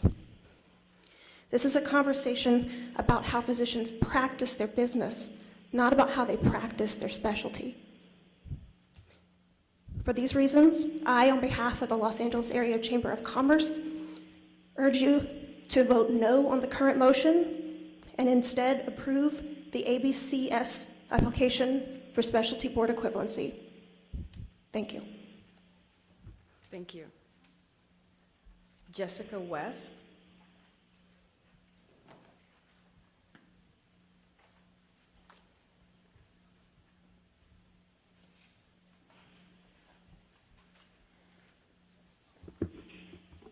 Hello.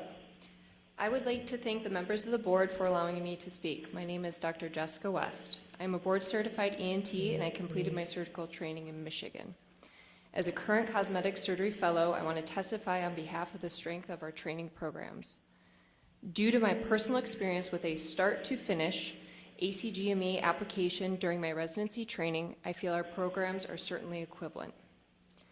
I am a doctor of osteopathic medicine, and under the recent single accreditation umbrella, all DO programs in the country were given 5 years to complete ACGME accreditation. I was closely involved in this process during the last 3 years of my residency training. As with all programs seeking initial accreditation through the ACGME, we submitted an application that was well over 300 pages. This was followed up by an on-site visit from a reviewer from a different surgical specialty to provide an unbiased in-person evaluation. The review committee reviewed her on-site evaluation report along with all of our application materials. Any areas of concern were addressed, and requests for more information was sent back to our program. This back and forth process went on for 3 years, allowing for rebuttal materials and responses to committee concerns. In the case of our application here today for specialty board equivalency, it is extremely difficult to task one person, in this case Dr. Fleming, with the responsibility of reviewing all of the paperwork and materials from every cosmetic surgery program over a short 4-week time period. Again, we are not applying for ACGME accreditation, and our application for equivalency should not be a carbon copy of this application for ACGME accreditation. However, if this is the paradigm that you are working within to help guide your equivalency decision, then the same unbiased review process should be extended to our fellowship. We have essentially truncated the entire process that took my residency program 3 years, which did lead to ACGME accreditation, and we've truncated that and shortened it into a 4-week time period. As all the surgeons in the room understand, your ability to advance your surgical skills is not only based on your personal knowledge, your case exposure and skill, but also based on the trust you develop with your mentors and your attending physicians. I believe one of the biggest strengths of our fellowship programs is the one-on-one mentorship that we obtain specifically because we are smaller training programs.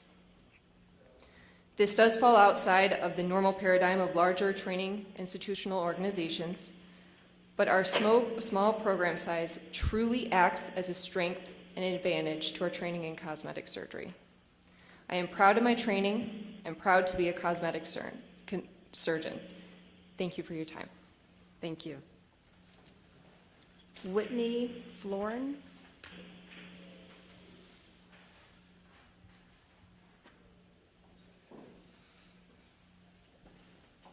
Hi, everybody. Thank you for your time. I'm Dr. Whitney Florin. I'm an oral and maxillofacial surgeon, and I completed a fellowship in cosmetic surgery as well. And now I am performing exclusively cosmetic surgery. I just want to reiterate a few points, and basically it's that our cosmetic surgery fellowship is a post-residency training. That's unique. We're not saying we're the same as a residency. They are very, very differently structured programs. My residency in oral surgery, I think, is a very strong surgical residency. The general surgery training is very broad. I could sit here and name off every, surgical subspecialty in general surgery that I rotated through. I don't think that's relevant. I had great exposure to anesthesia as an oral surgeon. Again, that's not relevant.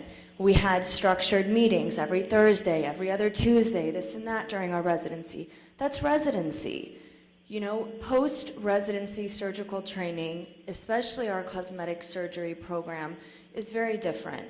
We're full-time in the clinic, full-time in the OR, and seeing our patients from start to finish with our mentors, seeing them from the consultation to the surgery and all the follow-up care. This is very different than residency, which can be disjointed. You get thrown into an OR case and you don't know the patient. You planned for a surgery and now you're getting paged and you're doing something different. This is different.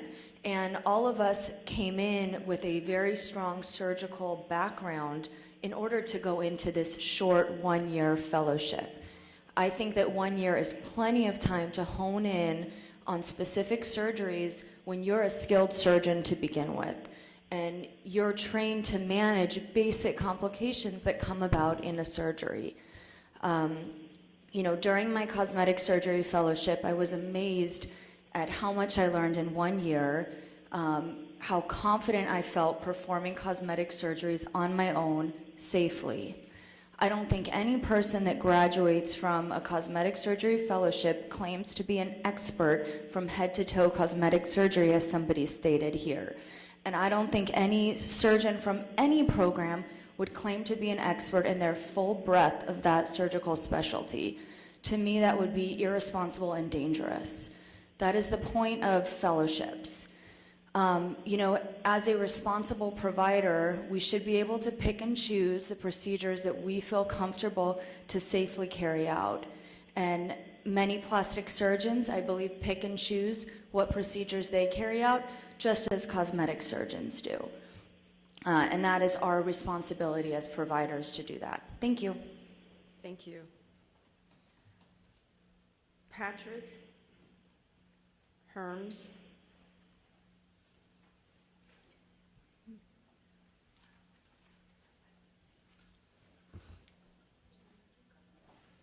Good afternoon.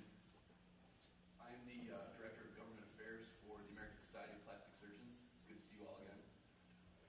Just listening to the testimony today, I'm reminded of a quote by Carl Sandburg, who said, "If the facts are against you, you argue the law. And if the law is against you, you argue the facts. And if the facts and the law are against you, you yell like hell and pound the table."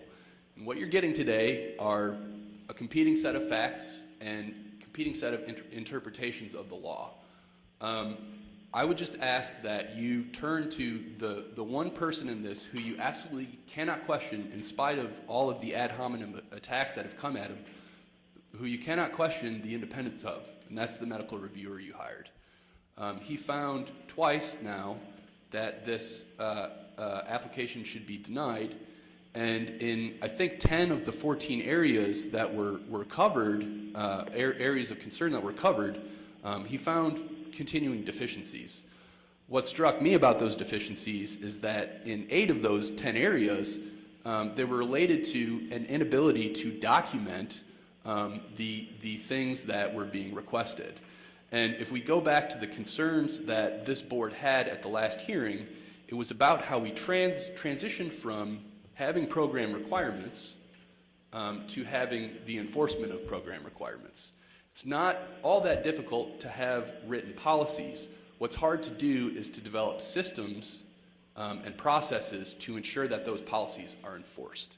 So I'm sympathetic to time constraints, but looking at the 20 pages of testimony and rebuttal to Dr. Fleming's report that was submitted by the opposition in this, I don't understand how the documentation that he's requesting is not on hand already at the American Academy of Cosmetic Surgery. If they are, as they say they are, regularly monitoring these programs and doing it vigorously, 72 hours should be more than enough time to produce that material, in my opinion. So again, I would just ask that regardless of the different presentations you've heard, please listen to Dr. Fleming. I certainly trust his expertise, and I cannot think of a reason why he would be biased in any way. He does not have a dog in this fight. Thank you. Irene Tower.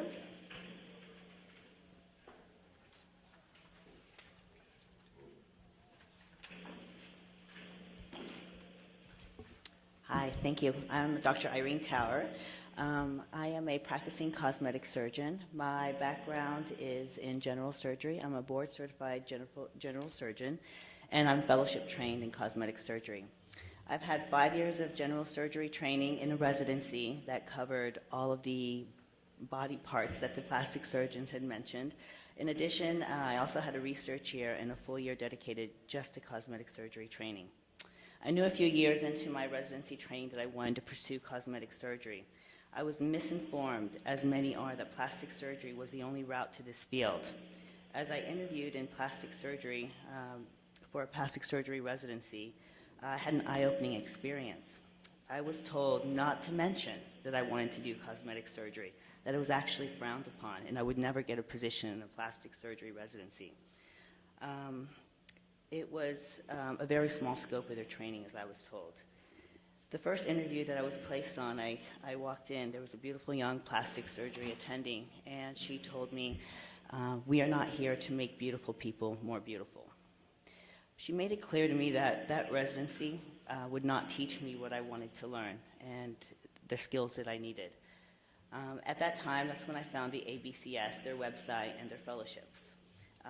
And they provided, in the fellowships that they provided, I did my research and I interviewed at several programs. I didn't need to learn how to become a surgeon.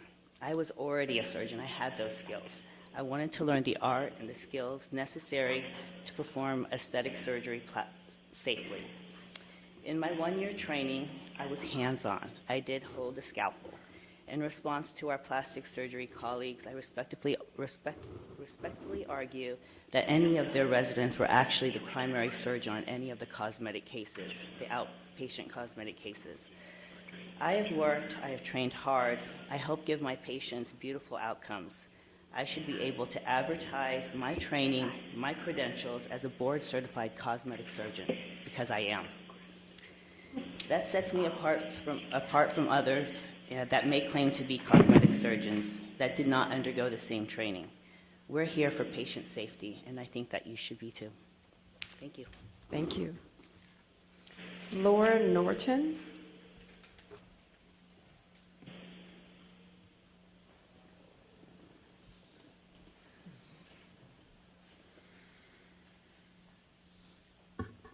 Hello. I spoke at the first meeting. Nice to see you again. My name is Dr. Laura Norton, and I'm a board-certified general surgeon, a fellow of the American College of Surgeons, and a fellowship-trained breast surgeon. I am now in the 6th month of my cosmetic surgery fellowship. I'm pursuing this training specifically to improve my oncoplastic skills for the benefit of my breast cancer patients. I've worked alongside extremely talented plastic surgeons my entire career, for whom I have great respect. I want the board to understand the picture that's been painted of plastic surgeons versus cosmetic surgeons does not represent reality outside this conference room. In our communities, many of us work side by side, sharing cases, knowledge, call coverage, and camaraderie. My plastic surgeon colleagues have been supportive of my pursuit of this training. For example, plastic surgeons wrote my letters of recommendation for my cosmetic surgery fellowship application. Other plastic surgeons have expressed interest in me joining them in practice after I graduate. Some reconstructive surgeons I've worked with have explained to me the reasons they omit cosmetic surgery as a part of their practices. Other plastic surgery colleagues have shared with me that cosmetic cases are the most challenging of all the procedures they perform, and there are cosmetic procedures they are not comfortable performing at all. Still others, even recent graduates, have admitted to me that they do not own a dedicated aesthetic surgery textbook. I do not share this information to disparage my colleagues in the least. I share it to illustrate the fact that plastic surgery is an extremely vast and diverse field. It attracts surgeons with a variety of talents and interests. Some choose to specialize in hand surgery, some in facial trauma and reconstruction, some in breast reconstruction, some in burn care, and others in cosmetic or aesthetic surgery. Not all plastic surgeons will feel comfortable or even desire to practice cosmetic surgery. Cosmetic surgery is a unique entity that requires specialized training. Over the next 6 months, I will hone my skills further, and I look forward to returning to practice with my fellow cosmetic and plastic surgeon colleagues. We have much more in common than we have in differences. Our focus should be on setting the bar for patient safety and excellence in our field. By recognizing cosmetic surgery, the Medical Board of California protects the public by helping them identify surgeons with the experience and training needed to provide safe and quality care. Thank you. Thank you. Dr. Pearson?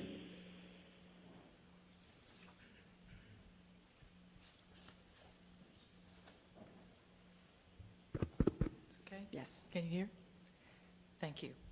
I am Dr. Pamela Pearson, and I hold independent medical and dental licensure in good standing. As a Division of Consumer Affairs, I have been curious about the inherent necessity for the medical board involvement in matters beyond the scope of ACGME certification. Specifically, optional, non-regulated, proprietary entities with no government agency oversight, essentially, it puts the board in the position of picking winners and losers. In spite of nonprofit status for most of these entities, it is apparent that these voluntary organizations are profit-driven.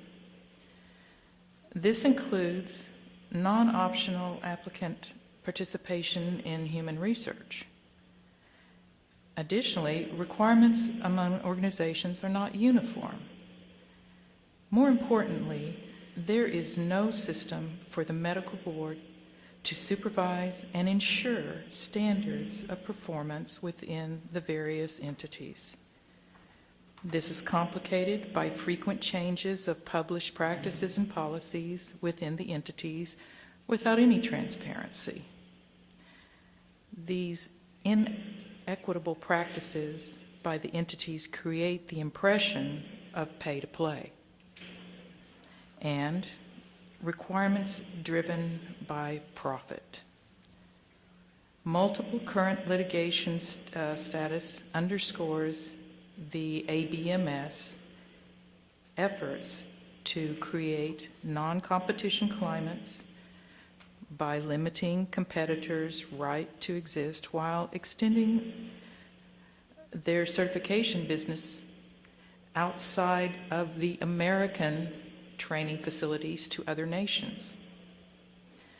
Currently, other states have all passed legislation, or they're in the process of returning these organizations to the fraternal status that they were intended to be for so many decades.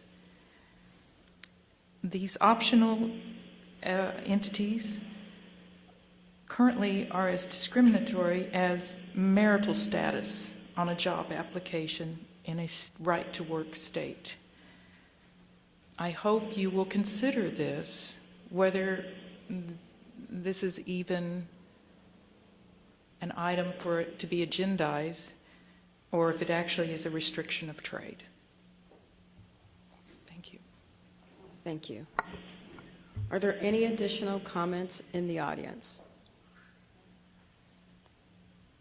Are there any public comments in Sacramento? Yes, there are. There are 9 speaker slips. Hi, first we're going to have Douglas Frey. I withdraw my comment, please. Okay, we will not have Douglas Frey. Dr. Terry Zimmerman.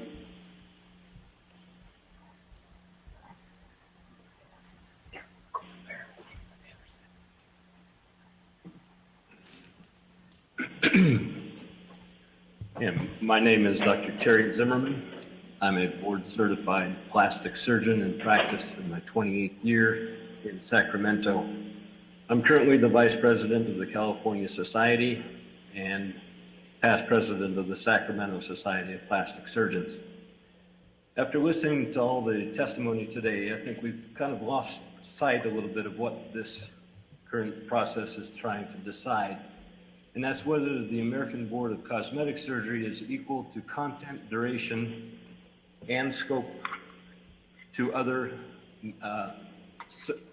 medical boards. I want the Medical Board of California members to consider, first, who are the applicants for the American Board of Cosmetic Surgery. It is very doubtful that one would spend 4 or 5 years in a residency program learning to be an oral surgeon or a gynecologist with the ultimate goal of performing plastic surgery or cosmetic surgery. So many of these applicants are, for some reason, disgruntled with their chosen field of expertise and have come up with a shortcut to become board certified in cosmetic surgery.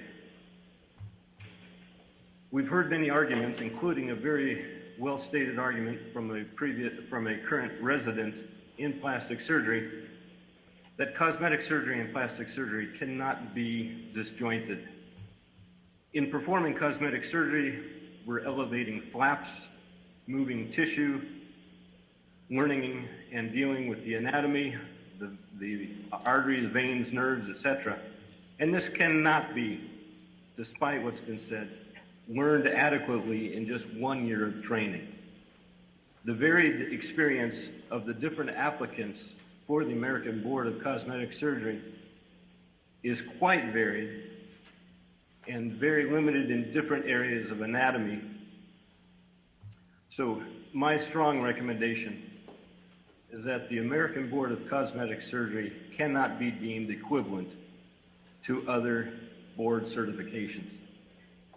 There is only one current board certification that can be obtained in 1 year, and that's the American Board of Colorectal Surgery, which can only be obtained from previously board certified general surgeons.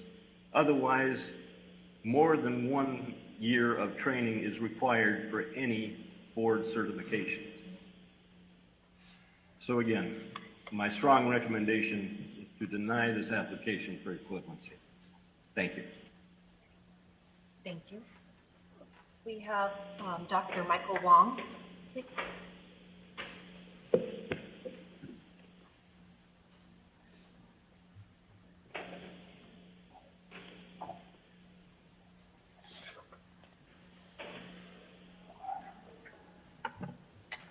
Good afternoon. I'm Dr. Michael Wong, President of the California Society of Plastic Surgeons, as well as Professor and Program Director of Plastic Surgery at UC Davis.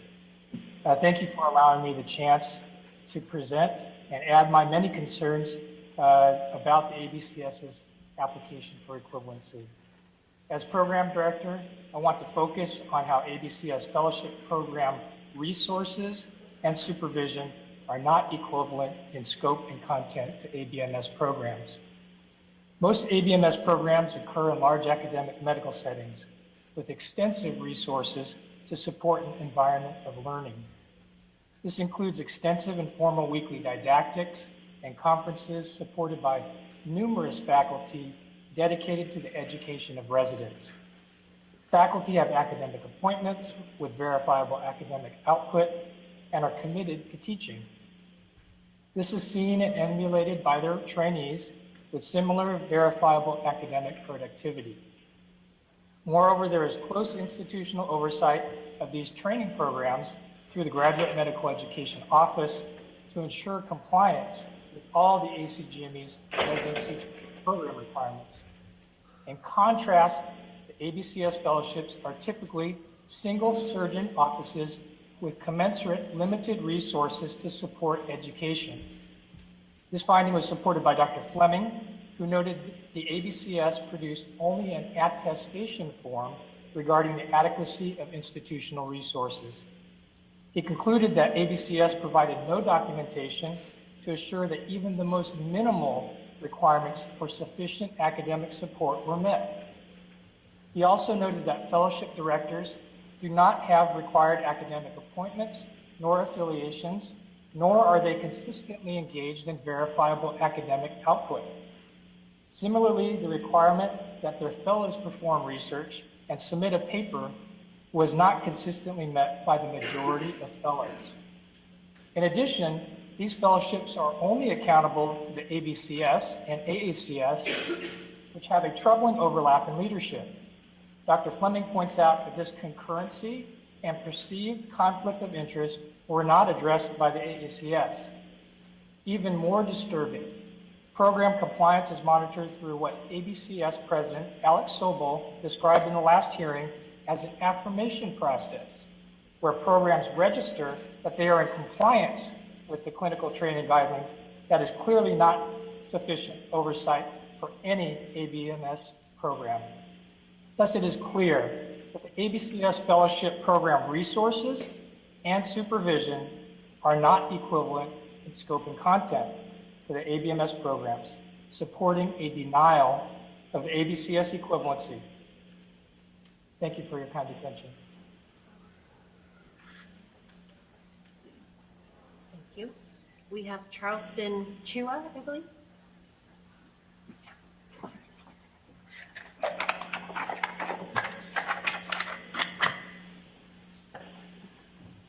Good afternoon. I'm I'm Dr. Carlson Chua. I'm a recent graduate of the general surgery residency and a recent new diplomat to the American Board of Surgery. For the past 5 years, I've been asked to count how many specific procedures I've been asked to perform in order to show competency. However, the last 2 years of training were that which really counted. These years mandate a resident act in the capacity of a chief resident, which polished my abilities to lead surgeries rather than just assist, increased my familiarity with uncommon pathologies and complications, and sharpened my ability to think independently. Likewise, the American Board of Plastic Surgery mandates that during my fellowship of 3 years, the final year is dedicated to similar senior level responsibilities. Recently, completing a general surgery residency and achieving board certification has given me appreciation for the necessary length of training period capitulated by senior year, which is not required in the American Board of Cosmetic Surgery. During a residency, I recall a time when 2 equally complex cases were done at the same time, meaning that I had to give one case to a more junior resident, maybe a doctor who's only been there for a few months. Before I could finish apologizing to the second surgeon for having to send someone 4 years behind me to help him, he interrupted me and said, "Anyone can operate, just send me the intern, I'll tell him what to do." As crass as it sounded, he was right, and that's exactly how I started my training off as well. But as long as the attending was there, my intern would be fine. We were only one operating room apart, but a younger doctor taking step-by-step instructions from an attending surgeon was vastly different from when the room I was in, where I decided the next step in the procedure. Operating in a semi-independent capacity without having an attending surgeon dictate every step of the procedure was a key transitional step in my training. The ABCS lacks this formal critical transition from assistant to surgeon, creating an issue of safety once their trainees become independent practitioners themselves. Despite previous years of training, the chief gave me the time and protection to make surgeries my own. By that, I mean taking the best techniques from each of my mentors, molding them into what I think is the ideal operation, and being familiar with the anticipated pre, intra, and post-operative course. Other than colorectal surgery fellowship, which is not even mandated for a general surgery surgeon to complete in order to perform colorectal surgery, no recognized surgical specialty accepts fellowship training of less than 2 years. However, the ABCS is asking physicians who may have never had experience operating on certain areas of the body to be experts in such a short amount of time. Maturing from learning a new specialty of surgery to having predictable outcomes cannot simply be accomplished in 1 year. In an ideal world, there would be no complications. However, we live far from that. In addition to the necessary time required for a surgeon to learn the nuts and bolts of an operation, a competent surgeon is able to appropriately manage the complications thereof. Appropriate management requires familiarity with a wide variety of potential complications, an armamentarium of solutions, and the knowledge to individualize these corrections. A cookie-cutter solution to a complication is unlikely to be the best choice for a patient, but with Please a comprehensive conclude. training program, that's all a cosmetic surgeon can offer. I ask the Medical Board of California to deny the ABCS equivalency in the ABMS on behalf of patient safety and integrity. Thank you. Thank you. I have Jay Zhu.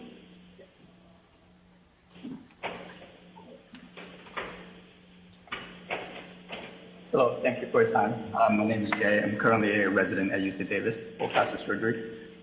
Today, I would like to echo some of the concerns others have pointed out. The fact that American Board of Cosmetic Surgery accepts graduates from both ophthalmology and OBGYN specialties to continue their training to be trained as cosmetic surgeon. As compared to American Board of Plastic Surgery, these two specialties are not considered to have prerequisite surgical training to enter plastic surgery residencies. And I think this is for good reason. We work quite a amount with ophthalmologists at our in-hospitals, and they serve a essential role in terms of managing pathology involved in the eye. However, they rarely deal with anything outside of the realm of the eye. And as a resident, they're not trained to operate in head and neck areas, not even to mention areas such as breast or trunk in much of the cosmetic surgery. And to expect these graduates to master some of these surgeries, even with a 2-year double length, I think still is asking a lot for these individuals. And the same thing goes for OBGYN. Although they are considered a surgical specialty, all their training is limited to the gynecological tract. Essentially, they never deal with anything outside of the pelvic region. I think for these physicians to be trained after a year of training and start operating in head and neck areas.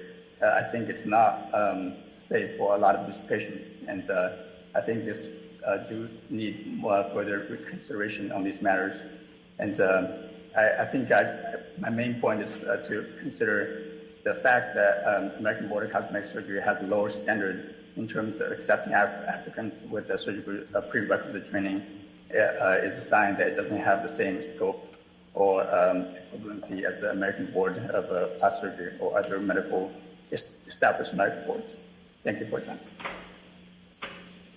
Thank you. I have Matthew Zederman.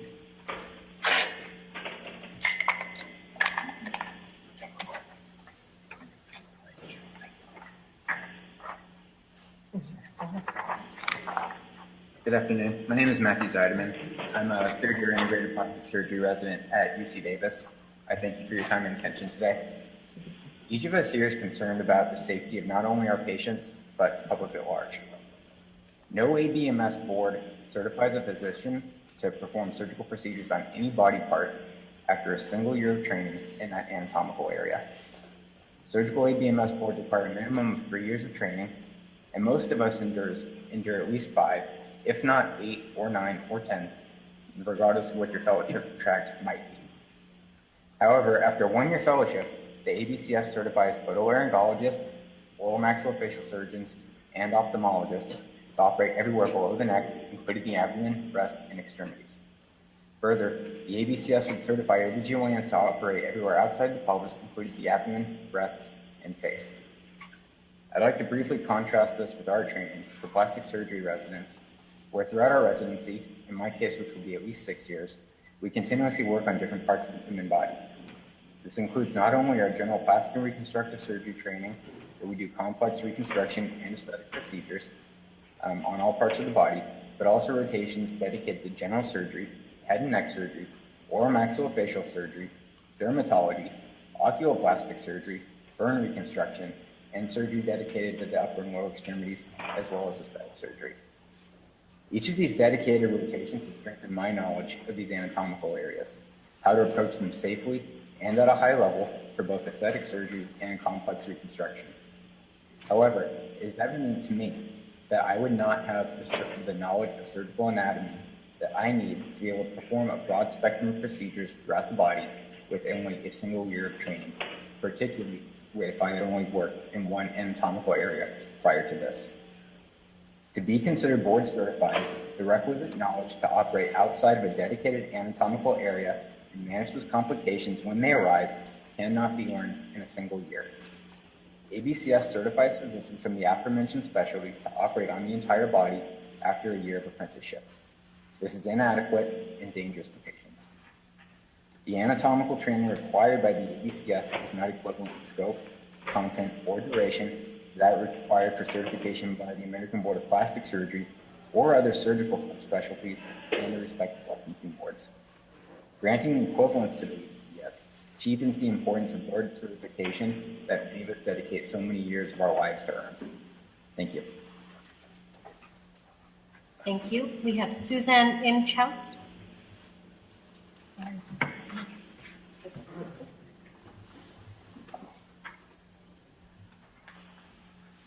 Hello, my name is Dr. Suzanne Inchauste. I'm currently a clinical instructor of reconstructive microsurgery at Stanford University. I will give you my background. I completed 5 years of general surgery training, 2 years of surgical oncology fellowship, 3 years of plastic surgery fellowship. So I've spent over a decade training to be a surgeon. The reason I am here today, because I think it is important that people understand that the American Board of Cosmetic Surgery asking for equivalency similar to that of the American Board of Surgery is not the same. Counting as a post-surgeon, as the American Board of Cosmetic Surgery does, is not the equivalent of the case requirements that the American Board of Plastic Surgery requires for their residency training. I will tell you from my residency training, starting as a general surgery resident and through my training as a surgical oncology and plastic surgery fellow, you start off observing, then you begin assisting, then you slowly are given increasing opportunity to perform the surgery. Your cases are only counted if you complete and perform the entire surgery. This is nowhere near the equivalent of being a co-surgeon in surgeries that you may have never done before in your previous training and only 1 year of fellowship. So I don't think their argument that their case requirements are equivalent to the case requirements of the American Board of Plastic Surgery. So I am advocating that you deny their request for equivalency. Thank you. Thank you. We have Kate Hutchins. Where's the microphone? It's actually just in the Oh, button, okay. so you can Great. sit. Nice to meet you. Hi, good afternoon. My name is Kate Hinchcliffe, Dr. Kate Hinchcliffe, and I'm a Chief Resident in Plastic Surgery at University of California, Davis. I think many good points have been made today, and in Dr. Fleming's report, I think speaks to many of them, and many of the reasons why I believe that the ABCS should not be equivalent to an ABMS board. For my testimony, I would like to speak to something that I believe has only been briefly touched on, which is the experience of training in an academic medical center. This has enormous implications for operative experience with respect to diversity of case, patient diversity, and volume, but also to the non-operative experience. As residents, we are on call every day for plastic surgery-related problems that present to the emergency room. These problems are not common, but over the length of a 6-year residency, I was able to treat quite a few. Just to give some examples, a serious complication that I've seen much more than I care to is a pulmonary embolus, which is a blood clot in the lungs and can happen after long contouring surgeries, such as an abdominoplasty or lower body lift. If unrecognized, these complications can be deadly. Other less common, but just as potentially deadly complications, I've seen bleeding after facelifts that block off the airway, fluid shifts after liposuction that have caused heart failure, sepsis, and systemic infections from surgical sites. For every potentially deadly complication, we see many less deadly complications, such as minor infections, wound complications, and implant-related complications. Only a small proportion of these patients were operated on at UC Davis. Most come from the community, from plastic surgeons or cosmetic surgeons, but also from other countries as a result of medical tourism. However, when these patients have serious complications after surgeries, the only place that they can be appropriately cared for is at a large hospital with inpatient services. Taking care of these cosmetic surgery patients during my residency has made me more qualified to care for them in practice than someone who has not for many reasons.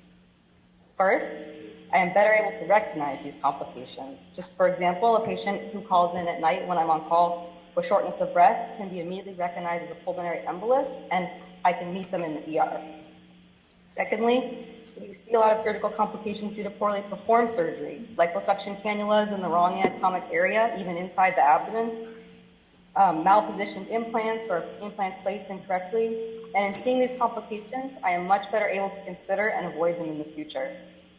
I should add here, as Dr. Michael Wong mentioned, that we do also have significant didactic requirements in our residency, such as our M&M Morbidity and Mortality Conference that focus exclusively on complications in the hope of avoiding them. I do not believe that it would be possible to acquire this experience without a 6-year residency involving similar call, conference requirements, and hospital settings. That is why I strongly urge you to vote against granting equivalency to ABCS. Thank you. Thank you. And last, we have Jack Bruner, Dr. Jack Bruner.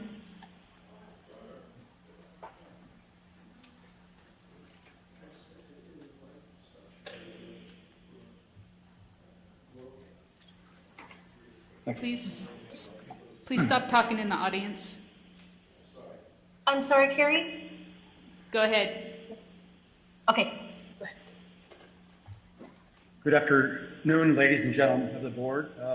It's a privilege to be here. I'm Jack Bruner.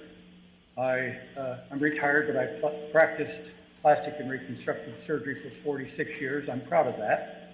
But I'm perhaps even more proud to have been a former medical board member for many years. I've served on the Division of Quality Assurance.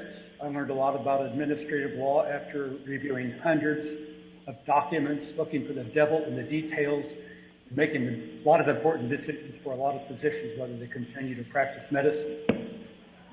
I'm sort of surprised at the confusion that's going on in reference to the vetting process of new medical specialties in the state of California. I am very familiar with the code that we've been discussing today, that is 651. I was privileged enough to be a medical member and along with public members who wrote that code in the early 90s. So I think we're all pretty familiar with what it says. It's very simple. The reason I'm surprised at the confusion of what's going on is that the code itself is very simple. We've heard it described today, and it has worked very well for many, many years. The American Board of Cosmetic Surgery today is the applicant, and this is their fourth time, I believe, that they have applied for equivalency. And that's a very high standard to achieve, as we all have found out. So the process has been working, and it's worked well. The American Board of Cosmetic Surgery provided the Medical Board of California with their best data, their truthful data that shows exactly who they are, what they do, how they train, and how they examine. That's pretty clear. That's very simple. And Dr.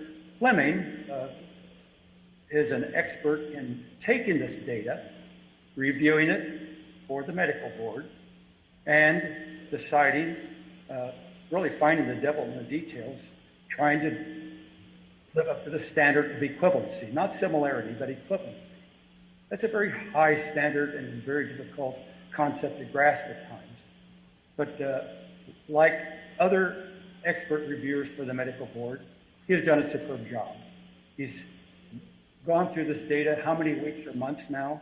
He even provided some follow-up data showing exactly the same thing, showing that to date, the American Board of Cosmetic Surgery, in their best efforts, presenting their truthful data to this medical board and reviewed by this expert reviewer. Please conclude. Shown they do not live up to the equivalency standard as provided, as they should. And I would ask that the medical board members remember this. We've heard a lot of advocacy today. We've heard a lot of wonderful testimony. Dr. Bruner, please conclude. In support of or not support. So I would ask you that you look at the data. It's pretty simple. It screams the truth. Please vote in favor of Dr. Fleming's report. Thank you. Thank Any you. additional comments in the room? That's it. There are no more comments here in Sacramento. Thank you. Thank you. Are there any comments from those on the phone?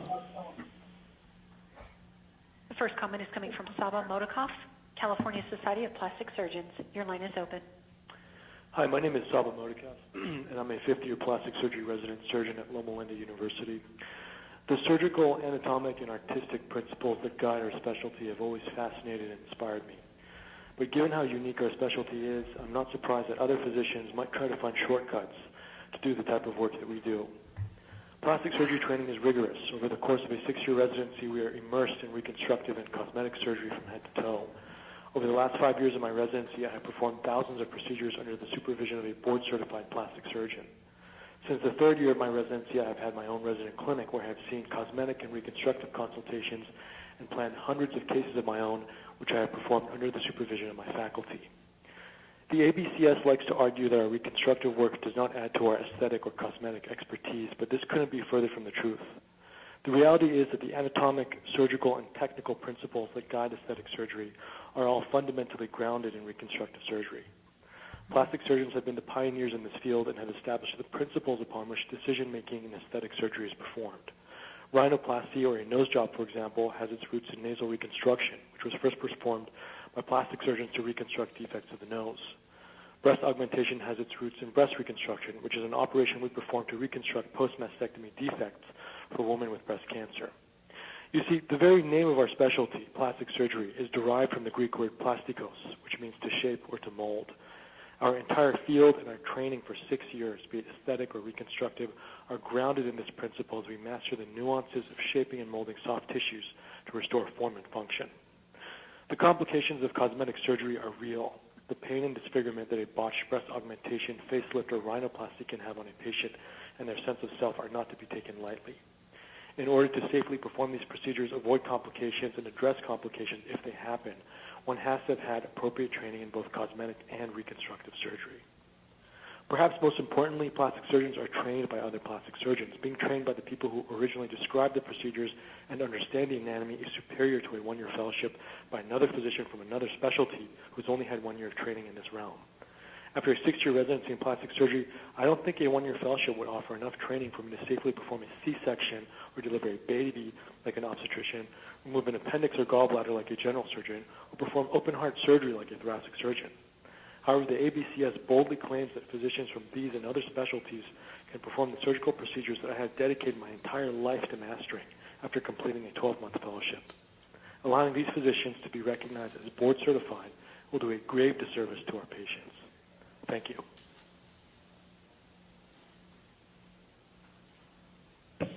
The next comment coming from Stephen Teitelbaum, UCLA.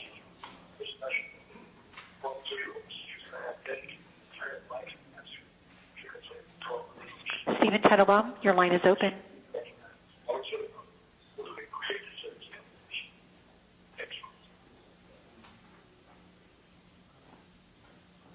The next comment is coming from Susan Lauren, Lipo Coalition. Your line is open. Thank you. Can you hear me? Yes. Okay. This is a patient safety issue. I'm against having board certifications, giving board certifications to cosmetic surgeons. Board certification suggests to the public that the surgeons are competent and will do the right thing. But cosmetic surgeons do liposuction, which is an innately bad procedure. Same with board-certified plastic surgeons. Studies on rodents and humans show that liposuction negatively affects metabolism, an increase in visceral fat, long-term fat mobilization, metabolic syndrome, a negative change to hormones, an increase in insulin resistance, adipose tissue hypertrophy, and poses risks of structural damage. Consent is often violated. The surgeons pinch and guess. They may treat skin like fat and destroy a body. This was all done to me.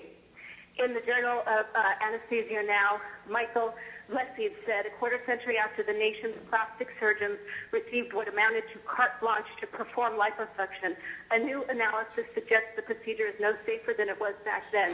To make matters worse, the surgery has been oversimplified in the popular media. Throw into the mix an ample supply of seemingly unscrupulous physicians, I've met many of them, and state regulators, and that's you, the medical board, who do not appear ready to crack down on them, and the result is a recipe for national disaster. I've been studying this for 6 years. So many of us are harmed, and you guys aren't doing anything. The American Society of Anesthesiologists said California's liposuction regulations do not prevent patient deaths, and the regulations specify a requirement by volume of fat. These are too high. Patients die with even lower volumes. Chris Centano, MD, says you haven't seen invasive until you've seen a liposuction. The Health Advisory Technology Committee said death and disfigurement due to liposuction should be a matter for serious public concern and has led to a growing number of iatrogenic fat tissue deformities in addition to those of traumatic and disease-related nature. Board-certified surgeons often do concomitant procedures which increase surgical time, risk, trauma, and bad effects. These surgeons cause cosmetic and health catastrophes, but liposuction is pay out-of-pocket procedure. Clear important statistics on fatalities and complications from surgeon ambulatory centers are withheld, or, as in my case, even horrific crimes are covered up. One of your reviewers came to my trial and lied. Your standards stink. The surgeons mislead the public with liposuction propaganda, coerced through false imagery, strong advertising, and deceptive short-term results. Liposuction and body sculpting ads ought to be banned. In Lipo Code 1356.6, the words aspirate by volume ought to be replaced by anatomical suitability must be proved safe and beneficial. And you know you can't do that. The argument over board certification implies that bad effects of liposuction are related to training and technique when the biology of fat, unscrupulous physicians and state boards who Please refuse to conclude. crack down on them are at fault. Competitive doctors have convinced the public that, contrary to its poor track record and scientific studies proving otherwise, liposuction is good and safe. It is not. Certifying more doctors to do procedures that remove or destroy fat cells is really bad for the public. I'd like you all to learn from my case. I will send you my videos. I will send you my documents.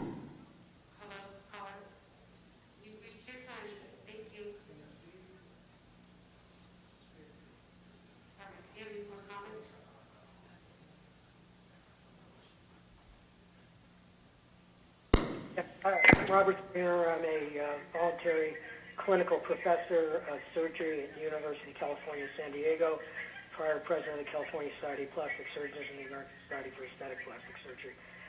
What's before the board today is the termination of an application of equivalency in scope, content, and duration to an ABMS board. It's been clearly shown that this application is not equivalent in anatomical training, duration, scope and content, prerequisite training, also with supervision. There is no independent supervision of the programs like ACGME or the Resident Review Committee. There's more of a conflict of interest of this, and there is no alternative pathway of recognition by experience of any ABMS board. The medical board opted to have an independent consultant evaluate this because they felt they needed that. The consultant has determined that this application is not equivalent to an ABPS board or ABMS board. And if the medical board opted to reject the determination of the consultant, they would also be rejecting the determination of the prior consultant, who also found them not equivalent, and the prior determination of the prior medical board. And if they did grant approval, it would be putting the imprimatur of the Medical Board of California on these individuals and presenting them to the public as equivalent to ABMS board certification, which it truly is not. So I would urge the medical board to follow the recommendation of Dr. Fleming and reject this application as being equivalent to an ABMS board, which it clearly is not. Thank you. The next comment is coming from Jacob Hayavi, American Cosmetic Surgeons. Your line is open. Thank you. My name is Jacob Hayavi. I'm the past president of the American Board of Cosmetic Surgery, as well as a fellowship director. What's in front of the board today, as opposed to what Dr. Singer said, is the issue of the truth. The bill that was created in 1990 and was sponsored by the California Society of Plastic Surgeons was in order to prevent misleading and deceptive advertising. The American Board of Medical Surgery and the diplomats do not deceive or mislead anyone. In fact, not recognizing our diplomats' right to commercial free speech is deceiving and misleading the public and detrimental to their safety. The fellowship training that our competitors equate to inadequate and 1 year training is an additional training subsequent to the minimum of 5 to 6 years of previous surgical training for every one of those specialties that were listed. I urge the board to review all the information, the voluminous information that was provided in the past 3 years, and not rely on a cursory review that was done by Dr. Fleming. Dr. Fleming did not even bother to visit one program, speak with one fellowship director, or to an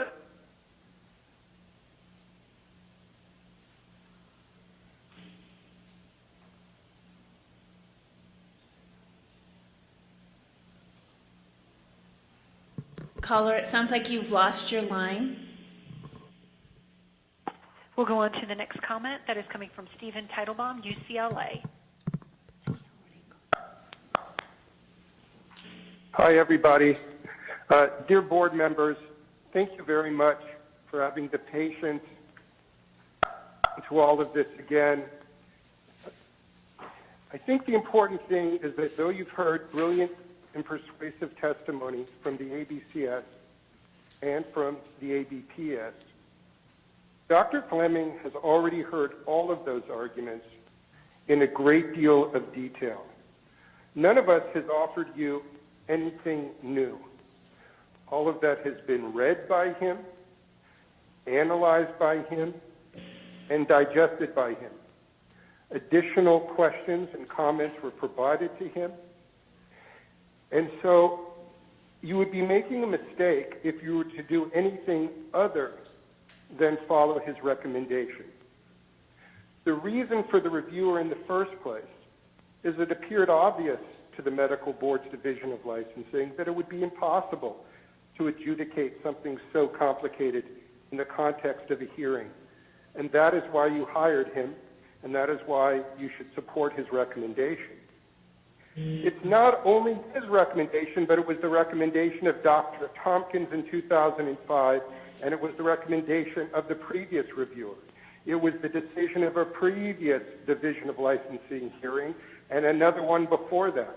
It was the decision of 2 courts and 2 appeals courts, and yet they have not changed.